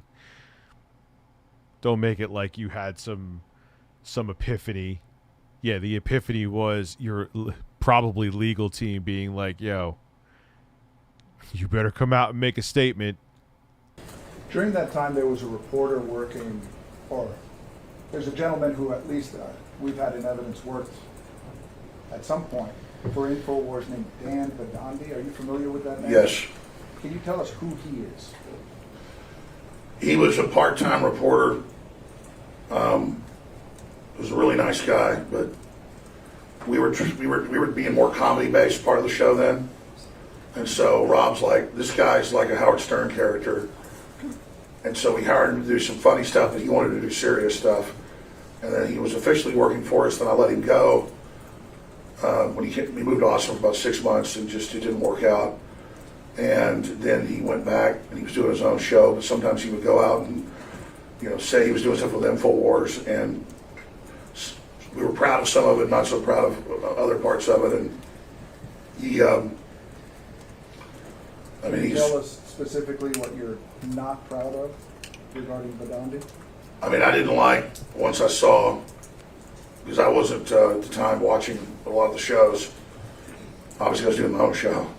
I saw some of the reports he put out, both on his platform and on ours, and I remember saying, you know, that's not how we want to handle things. If he's going to do that, tell him don't do that. And then I began telling the crew, no more Sandy Hook. Just don't cover it. In that first half of 2015, before you shut it down, do you recall approximately, based off your memory, how much coverage Sandy Hook got? I don't think it was much. I don't remember. I wrote it down, but I mean, I know that for 16 months after that, we didn't talk about it any. 16 months? That's what my memory is. Yes. Let's talk about 2016. Was that an election year? Yes. How did how could you forget that, Mr. Jones? the election affect InfoWars? Blew the fuck up. Before we'd been seen by the right wing as leftists, and by the left wing as kind of crazy libertarians, but I was popular with populists everywhere. So I was popular with, you know, land rights groups and anti-police corruption groups, and it was really well known for being anti-police brutality at that time and anti-war. And as soon as I got involved thinking that Trump was an outsider, yeah, I remember that Fender. What politics is really like, and I got thrown in the deep end of the weaponization of politics and experienced what that was like at a very, very personal level. And how did the Clinton campaign weaponize InfoWars Sandy Hook coverage? Well, they looked at, the media went with, okay, this guy's bombastic, he's colorful, he said a lot of wild stuff. We're going to use that and say he's Trump's brain. And all these shows said, Alex Jones tells Trump what to do. And people believed it. Okay. Sustained. Can't tell us what anyone else has said. Okay. There are few exceptions that I do not think will come up in your testimony. So if somebody else said it, you can't tell us. Okay. Based on your participation in the campaign, just being in the country at the time, can you tell us the volume, from your perspective, of campaign ads linking you to Sandy Hook? In the last 2 months of the campaign, I'd already been a big part of the Clinton campaign, tying me to Trump. And then they spent a huge ad buy for 2 months talking about me, playing edited clips of me. Jackson, he doesn't know what their ad buy was or how huge it was. This is just absolute speculation. Speculation. Thank you. Just sustained.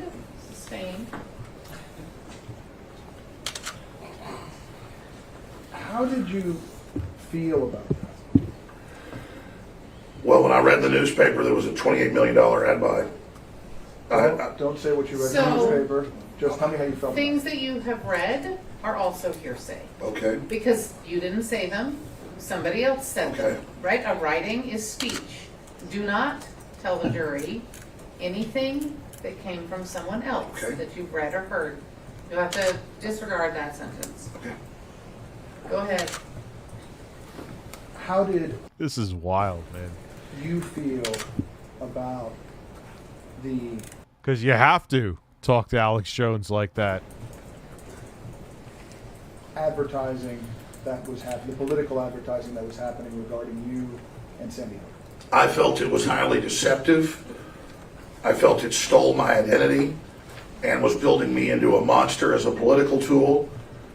And I wanted my identity back and did not want to be tied to the twisted things that they were saying I did by making me the Sandy Hook man. And I wanted to be able to try to set the record straight because it wasn't just hurting me, it was hurting my family.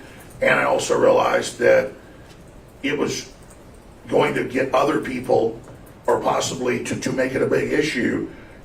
And it did. It made it bigger. It made it 1,000 times bigger than it ever was when other people covered it. It was just huge. And I had people on the street, shopping malls, grocery stores, saying, "Stop talking about Sandy Hook." Objection, hearsay, objection, non-responsive. Sustained. You made a video in November of that year. Do you recall that? Yes. Called Final Statement on Sandy Hook. Yes. Motherfucker's worth $250 million. What was your purpose in making that video?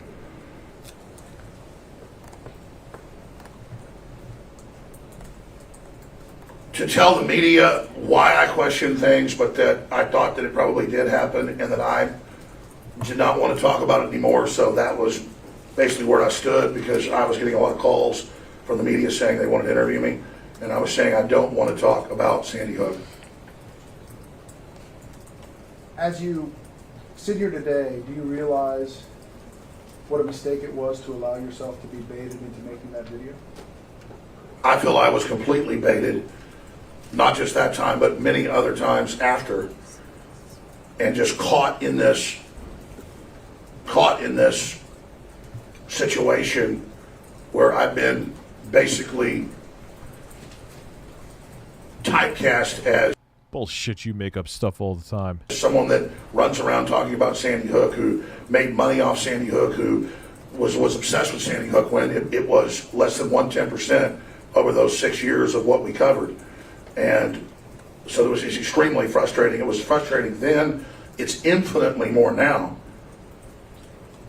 In 2016, how much coverage did you give to Sandy Hook? I believe almost none. That video? I think in my notes it's like 20 minutes or something. I'm not sure. Let's go into 2017, and I want to ask you some questions about Megyn Kelly. Did you know Megyn Kelly before 2017? No. How did she approach you? She kept calling my cell phone. And at some point, without telling us what she said, What's up, Turbo Express? did you agree to the interview? Yes. About how many phone calls did it take before you agreed? I don't remember. A lot. Why did you agree to the interview? Because I was told that I would be allowed. What are they called? Stenographers who have to type down everything that's said? That must be a crazy ass job, man. To say that I thought Sandy Hook happened and apologize to the families. And did that turn out to be the case? No. Tell us about the process of filming the profile. How did that go? She came to the office at about 9 a.m. and we were done at about 10 o'clock at night. And Are they paid really well? then I was like 3 minutes They better be. It's a tough of gig. the program, all edited together with jump cuts. What's a jump cut? It's like with the refrigerator magnet game where you can move the words around however you want. And when you know you got jump cuts because the shots keep changing. And we're talking every 4 or 5 words being jump cut so that it would make it appear that I wasn't sorry or that I wasn't. It's been about an hour. Gonna go put my shirt on. Piss. And I'll see how much more of this I could do. Man, I'm going, what is it, 3.5 hours? Damn.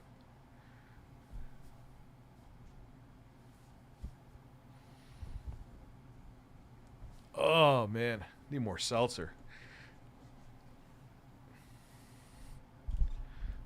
No, Muscle Mark, who banned you? I didn't ban you. Try to relax your anus. Your anus. Your shoulders. Try to relax your anus. Your anus. Your anus. Try to relax your anus. Your shoulders. Your anus. Try to relax your anus. Your anus. Try to relax your anus. Try to relax your anus. Try to relax your anus. Your anus. Try to relax your anus. Your anus, your shoulders. Try to relax your anus. Your anus, your anus. Try to relax your anus. Your shoulders, your anus. Try to relax your anus. Your anus. Try to relax your anus. Your anus. Your anus. Your anus. Your shoulders, your anus. Your shoulders, your anus. Your shoulders, your anus. Your shoulders. Try to relax your anus. Try to relax your anus. Your anus. Your shoulders. Try to relax your anus. Your anus. Your anus. Try to relax your anus. Your shoulders. Your anus. Try to relax your anus. Your anus. Try to relax your anus. Try to relax your anus. Try to relax your anus. Your anus. Try to relax your anus. Your anus. Your shoulders. Try to relax your anus. Your anus. Your anus. Try to relax your anus. Your shoulders. Your anus. Try to relax your anus. Your anus. Try to relax your anus. Your anus. Your anus. Your anus, your shoulders, your anus, your shoulders, your anus, your shoulders, your anus, your shoulders. You're a big fucking bird. Sad about it, and that I was continuing to do it. Do you recall around when did the filming occur before or after April of 2017? I believe it was in April. When you realized what was going on, did you... You have it downloaded? Abby? Make a video addressing the media and what had happened. I made several. I actually released the audio of Megyn Kelly. I recorded her once saying, "We're going to let you set the record straight and say that you think Sandy Hook happened," and all the rest of it. And then I also shot a Father's Day video to the families saying, "I'd like to have you on the show, and I'm sorry for what happened. I believe that these mass shootings happen," and that was my attempt, because the media was saying on Father's Day he will attack the families, coming up NBC, just promos everywhere on all the major news channels. How dare he attack them on Father's Day? And then I hadn't seen the report yet. Again, he's hearsay testimonies to other networks. Sustained, hearsay sustained. So remember, Mr. Jones, if you heard it. Remember, Mr. Jones, we know you're a retard, so let's repeat it again. Don't be a fucking retard.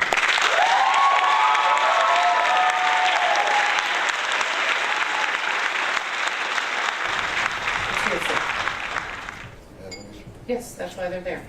If you heard it, it's hearsay. So TV, that's hearsay. Okay.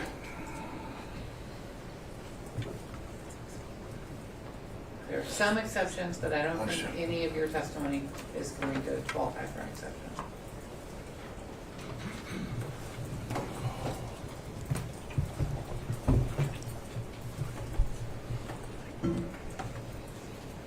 Why isn't he so much fucking... Dude, you talk for like 70 hours a day, bro. At this point, we will play Cut it out. Plaintiff's Exhibit 21, which is in evidence. All right.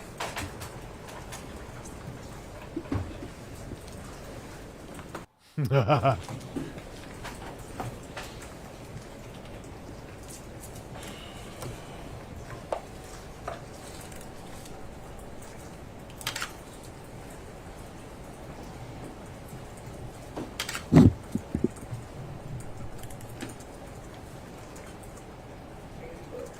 happen. When I explained to her both sides of it, and I explained that I only had debate. I'm sorry, just trying to get the volume to work. Sure. All right, let's try it. She makes it sound like I'm saying Sandy Hook didn't happen. When I explained to her both sides of it, and I explained that I only had debates and looked at the full story. Infowars.com. 1776.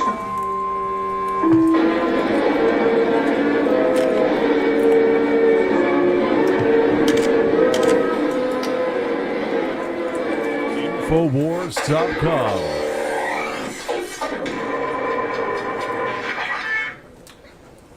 Ladies and gentlemen, in the last 24 hours, according to Twitter, according to Google, according to Facebook, the #1 trending story in the United States, one of the top stories in the world, has been Megyn Kelly, Alex Jones. Those two names together. Now, you would think that having this huge firestorm controversy taking place, MSM would actually interview me or would actually go to the live feeds and videos that I put out concerning the controversy. Yeah, I was actually playing it docked, Gabe, before I started streaming. It definitely improved how it works docked. But they won't do it. Only a handful, USA Today, New York Daily News, and others have actually run with this fact that I have said to end this controversy that I think the Megyn Kelly interview coming up on Father's Day this Sunday that she did with me last week here in Austin should be shelved.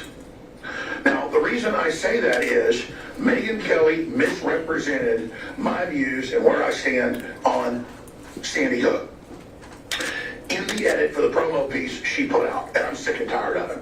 And I'll break more of that down in a few minutes. But notice the big secret here is hidden in plain view. I put out a video a year ago saying I believe Sandy Hook happened.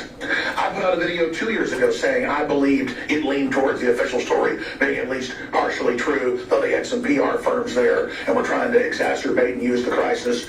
As Rahm Emanuel said, don't let a good crisis go to waste. And they will never actually quote what I said. They will take a devil's advocate statement I made out of context. Hillary Clinton ran ads in the campaign featuring me, very manipulated and What was that? edited. It's ongoing. So imagine this. I have come out and said again in a video yesterday and the day before, 2 different new videos, that I believe Sandy Hook happened, and they will not run it anywhere but 3 publications when there are thousands and thousands and thousands. #1 story. Now think about that. That is the deception. What are they doing here? They want to demonize new media, alternative media, by misrepresenting what we say and do. They want to come in and start censoring new media and the internet. And they're using Infowars.com as the poster child for it. And if they're able to do it to us, they can do it to you. Now, some will say then, well, then why are you saying pull the interview if they're trying to misrepresent you in MSM to restrict your speech? It's because Megyn is playing along with it. She's in with the Sandy Hook groups. She speaks at their events. This is all a big PR event. Having them protest her then gives it more hype and then puts it out there like I'm the ultimate demon on the earth. Imagine this. A week and a half ago, she interviews Putin, supposedly the evil mass murdering criminal they claim, but it's okay. That did not age well.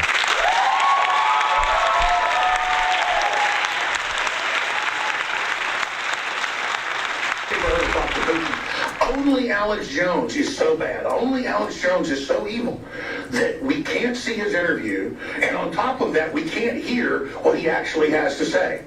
So the reason I'm saying, sure, don't air the interview is because it's going to be edited to misrepresent what I said. In the promo piece, she makes it sound like I'm saying Sandy Hook didn't happen. When I explained to her both sides of it, and I explained that I only had debates and looked at the full story. It's incredible. And so I'm tired of being misrepresented. And despite the fact I came out yesterday and said, pull the interview, almost no coverage of that, even though it's sensational. Well, this is the top story in the country, to have the person being interviewed to say, yes, go ahead and pull it, and almost no coverage. That's because they want the straw man, the edited straw man of Alex Jones, the doppelganger. All right, we're gonna have to sequel this tomorrow night because I'm getting zombified right now. All right, guys, we'll finish this tomorrow. Regular chat, super chat. I appreciate all of you, and I will be back tomorrow with more content. Have a good one. Yeah, part 2, because that's where it gets super spicy anyway. Have a good night, guys. Rich, I'm going to steal your birds, and you can't stop me. I probably can't. Good point.